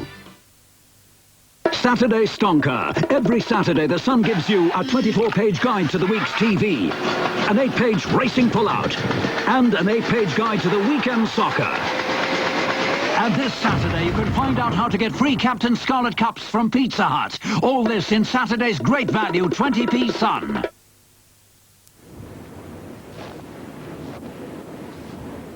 Solog, darling. Bush. Bush. When your nose is bunged up, you need Tunes, the best-selling medicated sweet. Ah, dudes. Tunes release cool menthol vapors that help you breathe more easily. Tunes. So long, darling. Mush. Tunes help you breathe more easily. In association with Atmosphere, he's conquered his biggest foes in the World Wrestling Federation. The guy's unstoppable! But can Yokozuna conquer his biggest fear? Yokozuna is terrified! Yokozuna battles The Undertaker in the casket match for the WWF Championship. And there are no friends, only foes when 30 superstars collide in the Royal Rumble. Tuesday at 6:15 on Sky Sports. Seize the day.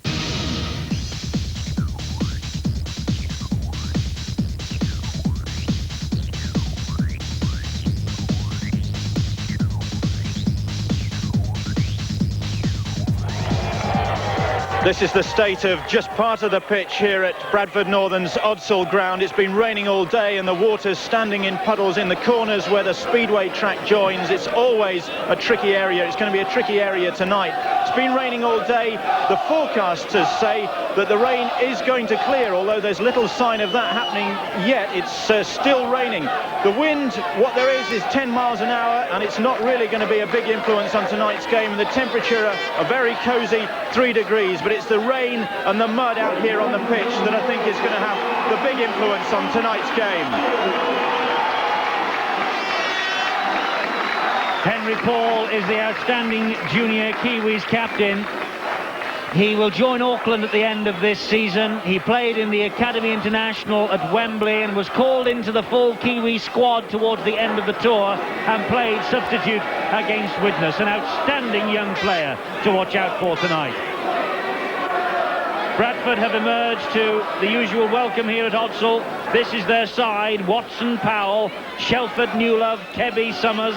Derek Fox is their captain, the halfback. And up front,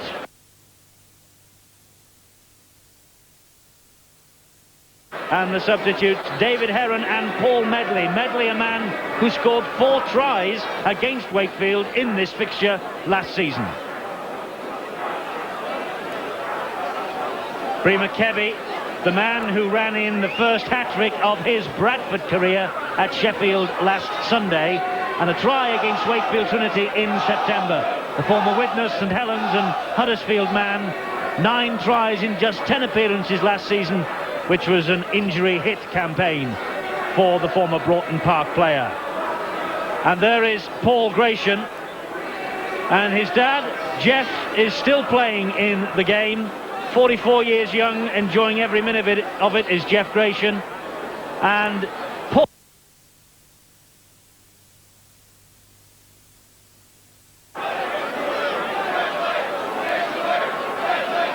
Now let's check out the Wakefield team for you.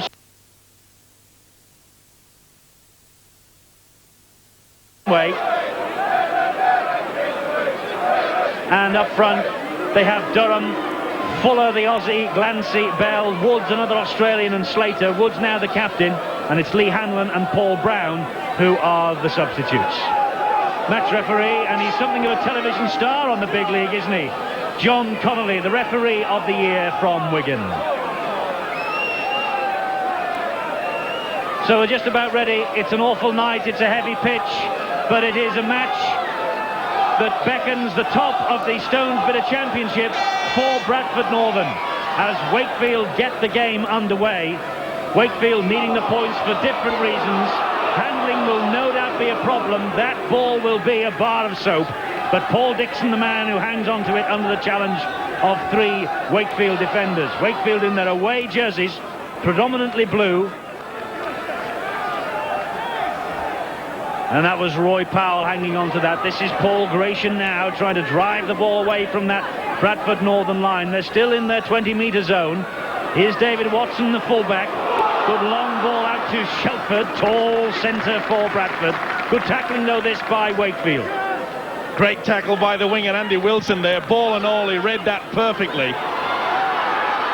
It was Fox's kick downfield that has caused problems. And Bradford Northern have got the ball back. A great kick downfield, that by Fox. Clark is the dummy half. This is John Hamer. Takes 3 to bring him down.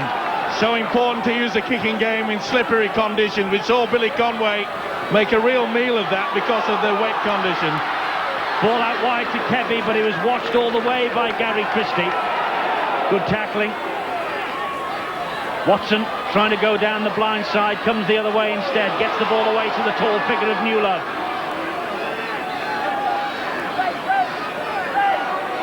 Big test of this Wakefield Trinity defence early on.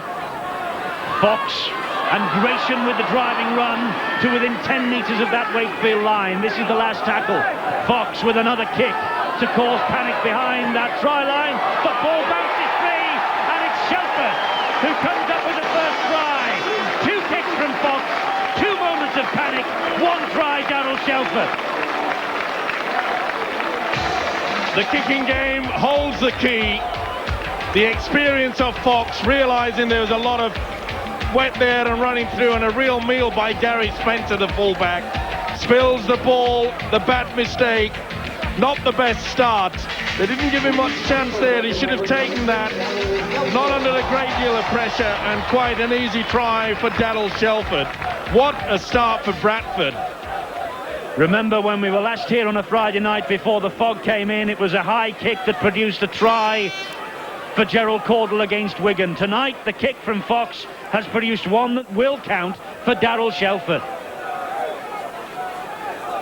And Derek Fox with the conversion attempt.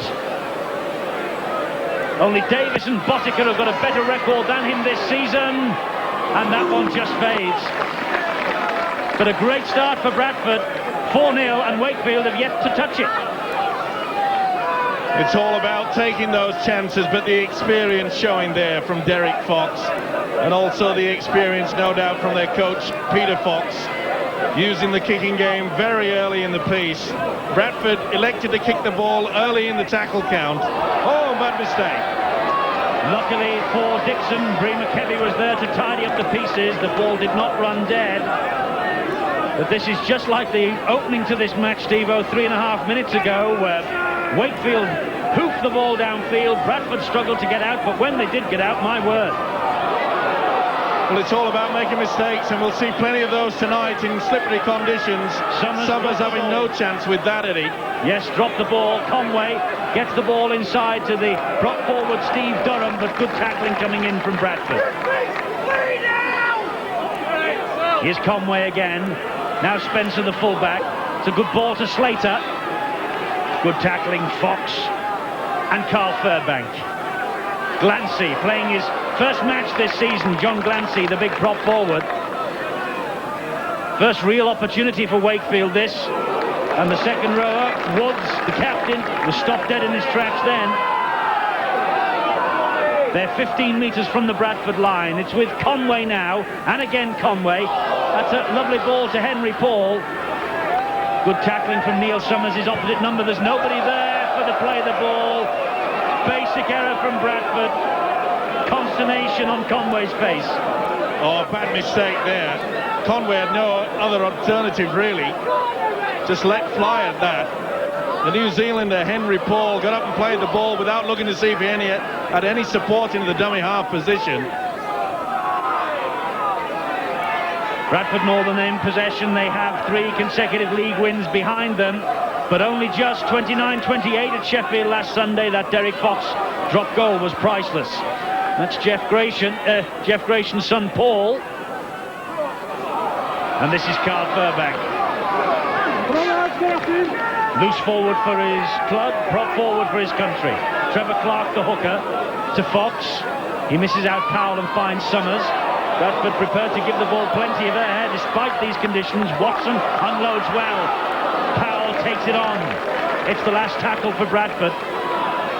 Clark gives it to Fox. There's another kick downfield. Always dicey in these conditions. Good job that Henry Paul was there. Swept up the danger. Now Andy Wilson.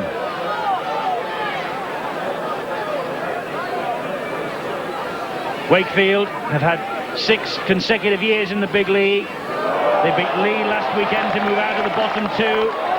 But there's another mistake from them. Well, the ball really shouldn't have been reaped away there. It was well tackled. You could see quite clearly the fullback Gary Spencer had his back to the ball. The referee's actually ruled that it was a Bradford arm that knocked the ball forward, and he's given Wakefield head and feet at this scrum. Very fortunate there. Spencer linking into the line finds Paul. The ball almost slipping out of Paul's grasp. This will be a problem, Steve-O. In these conditions, that ball will be so slippy. It's to be expected, and that's why the kicking game is going to be so important. Mistakes are going to come plenty. Good driving run from the prop forward, Steve Durham. He's grounded on the halfway line. Spencer gets the ball away to Glancy. To David Woods, rather. Conway.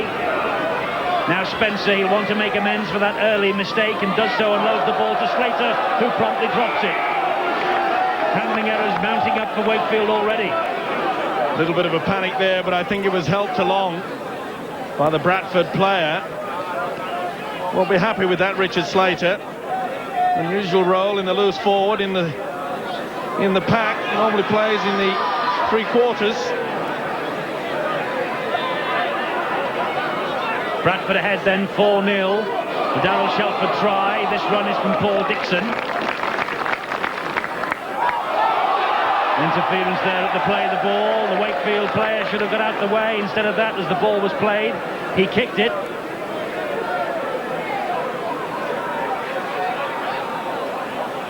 You'll see there, the man has to get away. Can't interfere. Once you've done the tackle, you're supposed to roll away. It was full of the hooker. Interesting, after that bad mistake from Gary Spencer, Wakefield full-back, that they've dropped back Henry Paul into the full-back position to help him out, realising that kicking game is going to be so important. Well, that was a ploy that David Topless told me last night might happen, that Paul would drop to full-back, because apparently the opposing teams really have been giving him a bit of stick in the middle of the park, and they thought they might drop him back there if necessary. It's necessary now because of that run from Dixon, but the tackle was a bit high, I think, and it's gone Bradford's way, the penalty. Loose forward Slater coming in there. has a second go at him. Uses the elbow a little bit. Tried to grab. Second rower, Paul Dixon. Looks as though he's taken quite a knock there. Referee John Connolly, very quick to spot that. You see the loose forward, he said, but looks all right to me. Not happy with the prop forward either, Steve Durham, perhaps. Yeah, there's a man swinging left arm. Probably see it better from this angle. Yes, you can see it's a prop forward Durham. It was the right arm coming over the top. Flat hand. Makes no difference. Attack to the head, anything above the shoulders, rightly penalised. So Derek Fox with this conversion attempt, bang in front of the sticks, missed the difficult conversion out on the far side, but this penalty from bang in front, despite the very wet and muddy conditions, this should be no problem. And it isn't, he clips it firmly between the woodwork. So Bradford now 6 and Wakefield 0. Just the start Bradford needed. If they win tonight, they'll leapfrog Warrington at the top of the table, and with the Challenge Cup beginning next weekend, it'll be a nice position for them to be in, and they will wait anxiously to see how Oldham do against Warrington on Sunday. Players making sure before they pick up. That was Watson. Good chase, Slater and Fuller, the first two in. Here's Dixon. Gets away from the centre, Adrian Flynn. Doesn't get away second time, though. Gratian now. Forwards running well for Bradford. The second row of Paul Dixon really has taken quite a time to settle into the Bradford style, but he really is in top form now. Trevor Clark is the dummy half. There's Fox. That was a good ball to Summers. Andrew Bell with the tackle. Good help from Slater also.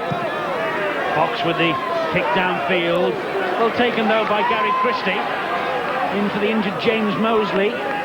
Former Oldham man, Christie. 23 on Sunday he is. Now Paul again. Played full back in the academy test at Wembley against the Great Britain side. So no stranger to that full-back role. The pass was forward. Well, it's a chance that you take when the man runs directly in front of the line. You can see that Matthew Fuller takes it a little bit too late and slow. Overrun by the prop forward, the big Steve Durham. Not the best start for Wakefield. Getting back to that fact that the Wakefield did drop Henry Paul back into the full-back position. I bet Coach David Topless wished they'd have done that from the start. That way, perhaps, the mistake from Gary Spencer would not have occurred. It's Furbank with the run, and he does well. He sucks the players in, releases the ball to Fox. He finds Watson. Watson takes the return pass from Hamer, and here's Gratian. It's good fluid movement from Bradford. Well done to keep the ball alive again. It was Gratian's pass to the try scorer, Shelford. Bradford anxious to get on with it. This is Dixon running strongly from the dummy half position. Takes Bradford to within 10 metres of that Wakefield line. Here's Fox again. Long pass again, this time to Watson. Watson skips away from the challenge from Fuller. Keeps the ball alive once more. It's great movement from Bradford, this. Excellent support play from Bradford Northern. They really are supporting the man carrying the football. But the main fact is they're getting over that advantage line. Another chance here. They've dropped it, but it's come back on their side. And I rather fancy that that is Neil Summers. And it is. Summers with the try. It looked as though the chance had gone. The ball bounced into the stand-off arms. And Summers now with 12 tries this season. A fine example of a quick play of the ball, rushing onto it at full speed. Beautiful pass from Fox. But wasn't that a lovely pass also? Inside, Powell couldn't take it. He's ruined the fact that he missed a try. Didn't realise that Neil Summers had backed up well. But look at this pass from Fox. Fairbank. Oh, that's great That is great play. The hooker, Trevor Clark, hangs on. That is absolutely wonderful forward play. Turning in the tackle, keeping the ball alive, and that man picks up 4 points. And Derek Fox adds the extra 2. Bradford Northern mean business here. 12-0.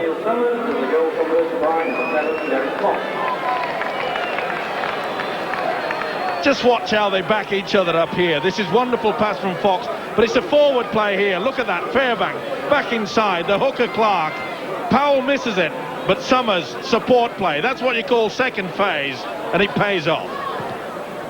So Wakefield Trinity are up against it. 12-0 down, just over 14 minutes gone. But a mistake from Derek Fox will give them head and feet at the scrum. Just goes to show that even the best and experience can make simple, basic mistakes. You can see him looking at the second rower, Nigel Bell coming towards him. So it's time for Gary Spencer to try something up this end of the field.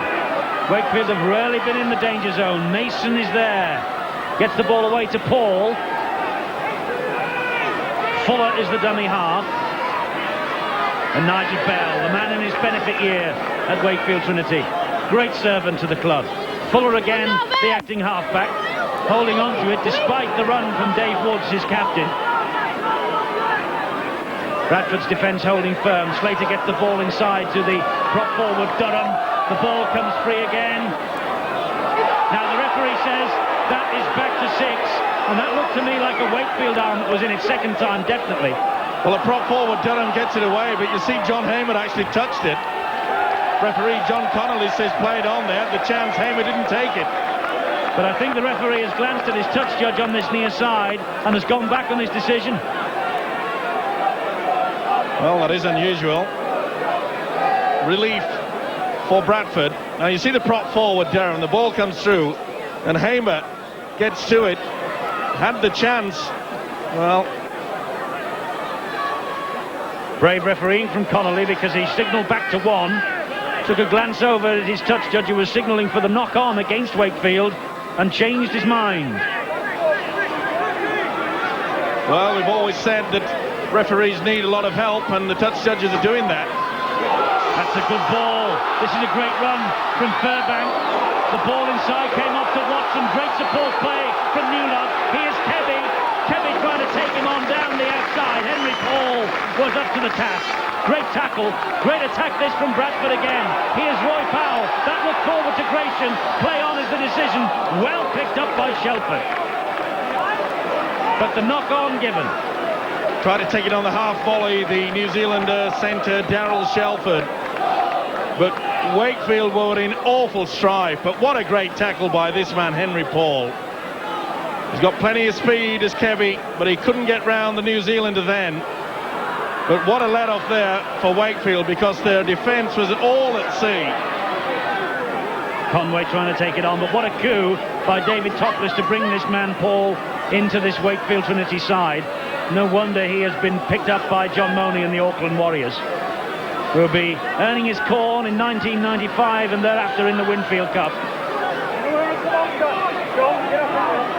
Durham is the big prop forward for Wakefield. The hooker there was Fuller. He gets the ball away, but that's great tackling on Clancy by Paul Newlove. Conway to Spencer. And good tackling from Fox and Powell. As we said at the start of tonight's show, Powell will tackle and tackle all night long. Paul under pressure, but gets away and pumps a good kick downfield, but it will skim away on this turf. A little bit too strong there. The idea was right, but far too much weight. Well, we said before this game, quite a lot of people and fans suggested that perhaps Bradford may take Wakefield a little bit too easy, and it could be their downfall, but they really have come out with all guns firing. They are defending an unbeaten home record, stretching back 10 months and 11 games. Warrington, the last side to win here in March. They're in a rich vein of form, and they are realistic title contenders. Bradford Northern. That looked like a little short, sharp right from David Woods. Play on, says the referee. Gratian takes it up again. He's running strongly. gets the ball away to Clark. He finds Watson. Look at the support play here. Furbank again. Kevy is there. Kevy just couldn't take it. Paul picks it up. The Bradford crowd think that Kevy was tackled without the ball. Well, they were committed to the tackle, weren't they?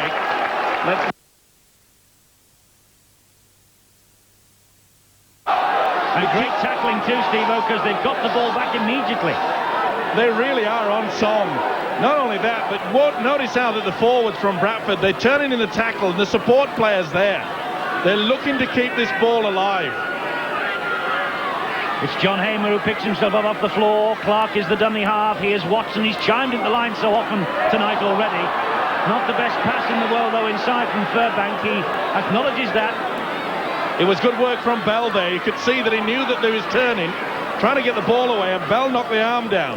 I've seen a lot of referees give a penalty for that. Bell with that run, but stopped by Powell, his opposite number. Fuller to Conway. Conway then to Spencer. The ball back inside to the centre. It's Adrian Flynn. Good run from the tall Academy International. Fuller again.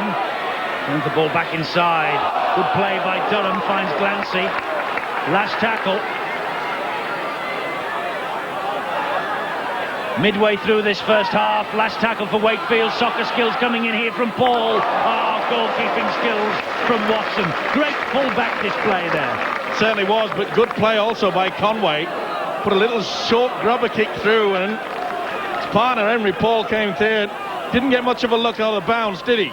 Just went straight in the arms of Watson. And a forward pass.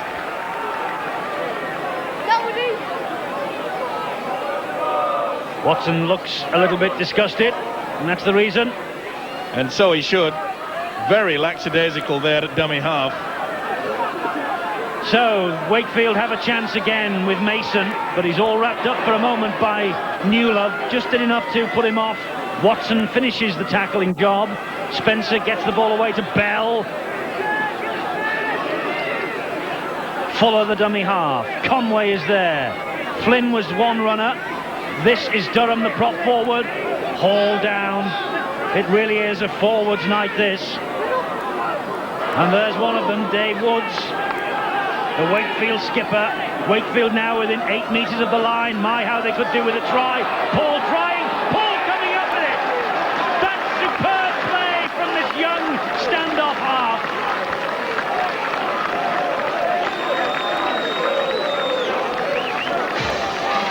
Super play.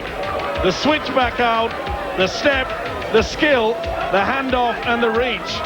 That is a super try. Well taken by the youngster. Ball goes that way. They expect him to go out wide. Look at the step. 1 second again. And the stretch. That is a great try. And it could not have come at a better time for Wakefield, who were well and truly on the rack. Only his second try of the season. And perhaps ominously for Bradford Northern, his last try in the big league came in the victory over Warrington. So Henry Paul, with 7 goals in this stint that he's had with Wakefield Trinity, tries to improve his 4 and make it 6.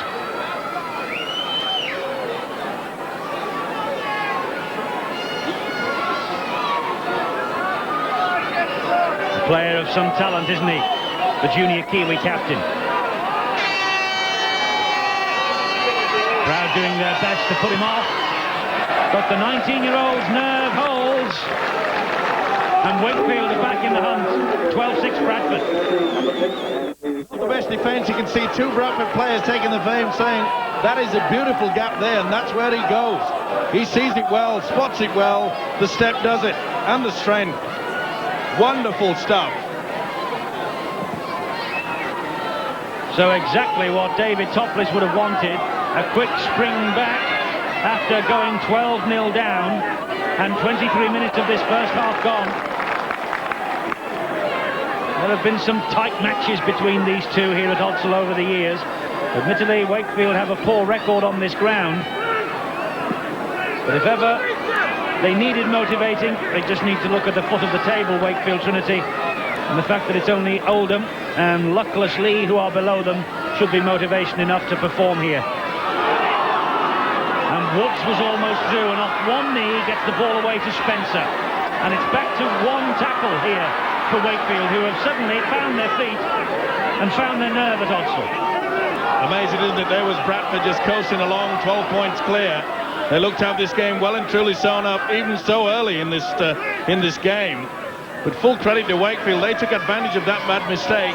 And they'll go back with Bradford and rue the fact that they were very lackadaisical at that play the ball in their own quarter, allowed the scrum down, and Wakefield scored. Here's Spencer, again on one knee. He gets the ball away to Conway. Conway jinking, trying to get away from Powell, but Roy Powell is formidable in situations like that. Woods and Paul again, who released the pass to the Bradford man. And Dio Powell just couldn't hang on to it. He's knocked it on.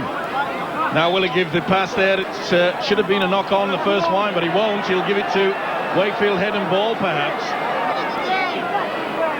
50-50 decision there, but John Connolly pretty confident about it. Giving benefit of the doubt to Wakefield, and there's Paul again with that step. Again, as he goes down, he gets rid of the ball to Bell. In the last 7 or 8 minutes, Wakefield really have found their feet.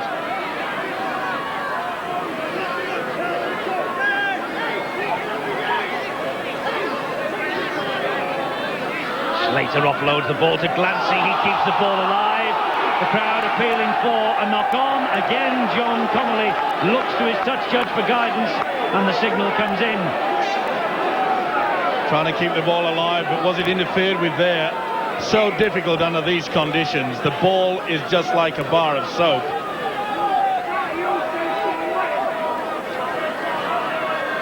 This is Summers. Score of that second Bradford Northern try. Fox is the dummy half. Showed the way early on with his 2 kicks downfield that really did cause panic in that Wakefield defence, and they're getting bogged down. Well, that's what I can't understand. Surely the message is going out. Stop just trying to run it out within your own quarter and your half. Let's get down there. The big boot, that's what's needed. Powell with the run. Remember, Bradford aiming back for the top of the table. Penalty for laying on in the tackle. Powell trying to get to his feet. Matthew Four pilked out by referee Connolly. Well, there's a few to get there. You could see that Steve Durham, the prop forward, just used his 2 players to help himself get back up. But David Woods, Matthew Fuller, the 2 Australians caught holding down. John Hamer with that drive towards the quarter line of Wakefield Trinity for Bradford. Here's Gratian. It's now in the danger zone. Bradford have had all the penalties, 3-0. Direction of the attack switches, and Paul Dixon just about hangs on before getting the ball away to Summers. Shelford is the dummy half. This is Fox. The ball inside to Watson. Tried to apply the brakes on this skinny surface. He almost took out the 2 defenders like a couple of 10 pins. Here's Newlove. Took that low down, stood up and kept going. Great play. Good defence from Wakefield, though. Last tackle for Bradford. Here's Fox. Dabs the ball through. Looking for Kebby. And it's Henry Paul who sweeps up the danger, but can't get back into the field of play. It will be another drop out from under the sticks for Wakefield. Well, we discussed this in the preview, didn't we, about how the corners at Otfield come up from the speedway. It holds the ball up into that corner, but excellent play by this New Zealander, Henry Paul. He nearly got away and nearly got back into the field of play. As he tried to scamper forward, did you notice the huge divot that he kicked up? That's how soft it is in that area of the pitch. And the dropout skids again on the surface. Bremer Kebby has to tap it with his foot and then pick up, and then Glancy wheels him in. Now Powell. 3 players converge on Roy Powell every time he gets the ball. Clark to Furbank. Furbank was trying to keep the ball alive and lost it. The ball would have been going towards the Wakefield line there. It would have been a Bradford knock-on. Wakefield have possession. Referee says carry on with it. Fairback trying again to keep this ball alive. Perhaps the message may have been getting out now from their coach Peter Fox, let's just calm things down, get back into the swing of things. They're trying to score on every play of the ball, Bradford.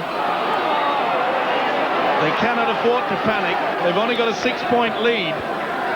And Wakefield has shown that they can fight back. Look at the handling errors for Bradford. Really are creeping up 8-3. But it must be said, dreadful conditions here at Odsal tonight. Good drive by Woods, the Wakefield skipper. Last tackle for Wakefield. They're only 10 metres inside the Bradford half. Conway will kick. He's invited Christie to have a run at Watson. Watson safe as houses, despite the conditions. Calls Kebby inside him. Off goes Kebby. Great tackle, though, by Nigel Bell. Super play by Watson, but equal to the task with that tackle on Kebby was Nigel Bell, the veteran, the man in his testimonial year. Super stuff.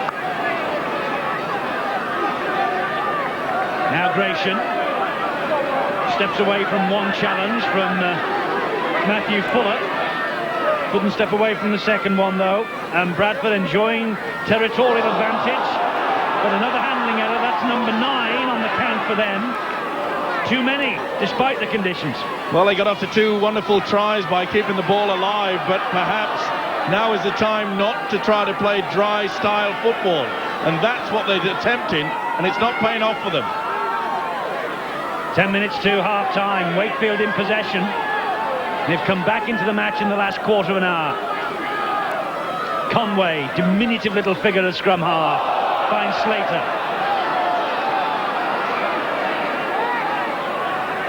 Fuller was perhaps a bit too quick there. Good job that Gary Christie was in the right place. And Christie now, having skipped away from one, tries to skip away from Powell and Clark, but can't do so. Last tackle for Wakefield. Mason finds Spencer. He hoists the high kick across field. It's a difficult bouncing ball. Conway got a foot to it, but just had too much strength.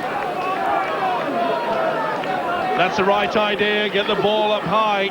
There you could see the Bradford defence had no idea what was happening. They were running backwards. Quick play of the ball created that. Nice kick from Billy Conway. Just a little bit too strong, though. Nobody in that Bradford defence, Steve-O, wanted it then, did they? Well, it was a quick play of the ball that put Bradford on the backward step. They were moving into position. So Powell lucky to get away with that. The ball did go backwards, but it was a mistake at the play of the ball. Play on, says the referee. Dixon with the drive upfield. Well, I know it's not pretty to watch, but these forwards should just hold onto the ball and really kick it right down and just hope for the mistake. Bradford have scored 1 try from a bad mistake from the kick. Surely they've got to try it again. Hamer unloads well. Finds Watson, who drops it once more. The errors now in double figures for Bradford. There's plenty of experience on this Bradford side to realise that they've got to calm things down a little. It is not the condition to start playing fancy football all the time.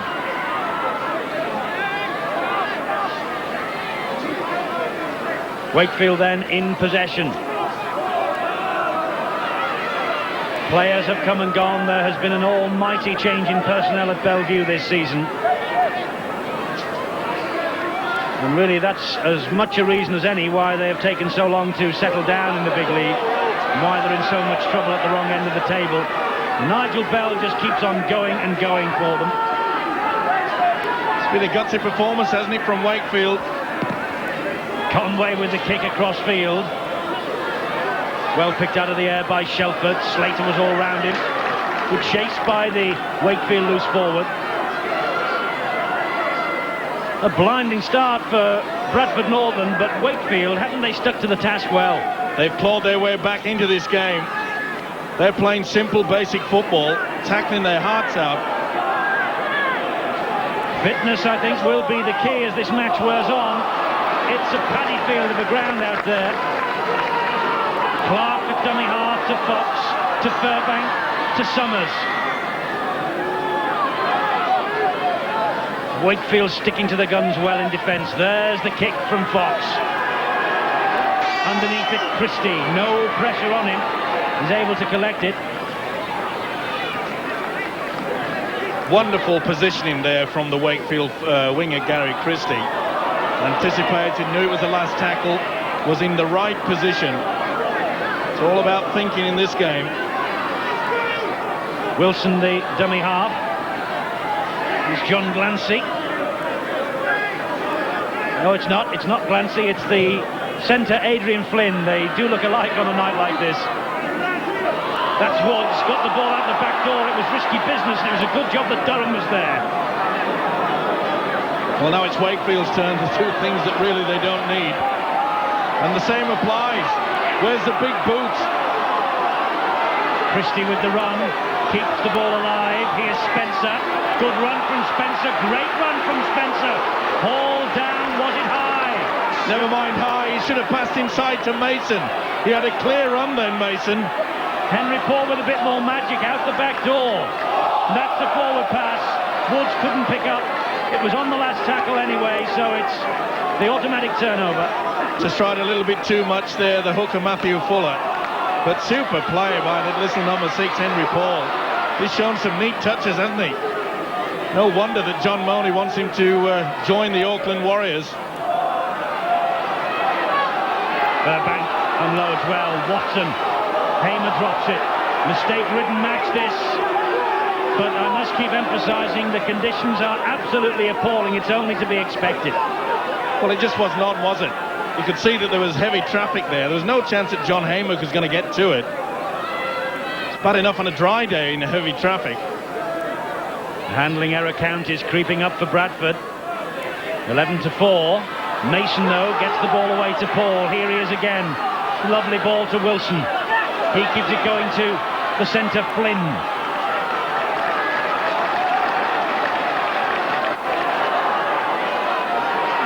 Conway holds the ball up, lets the runners go.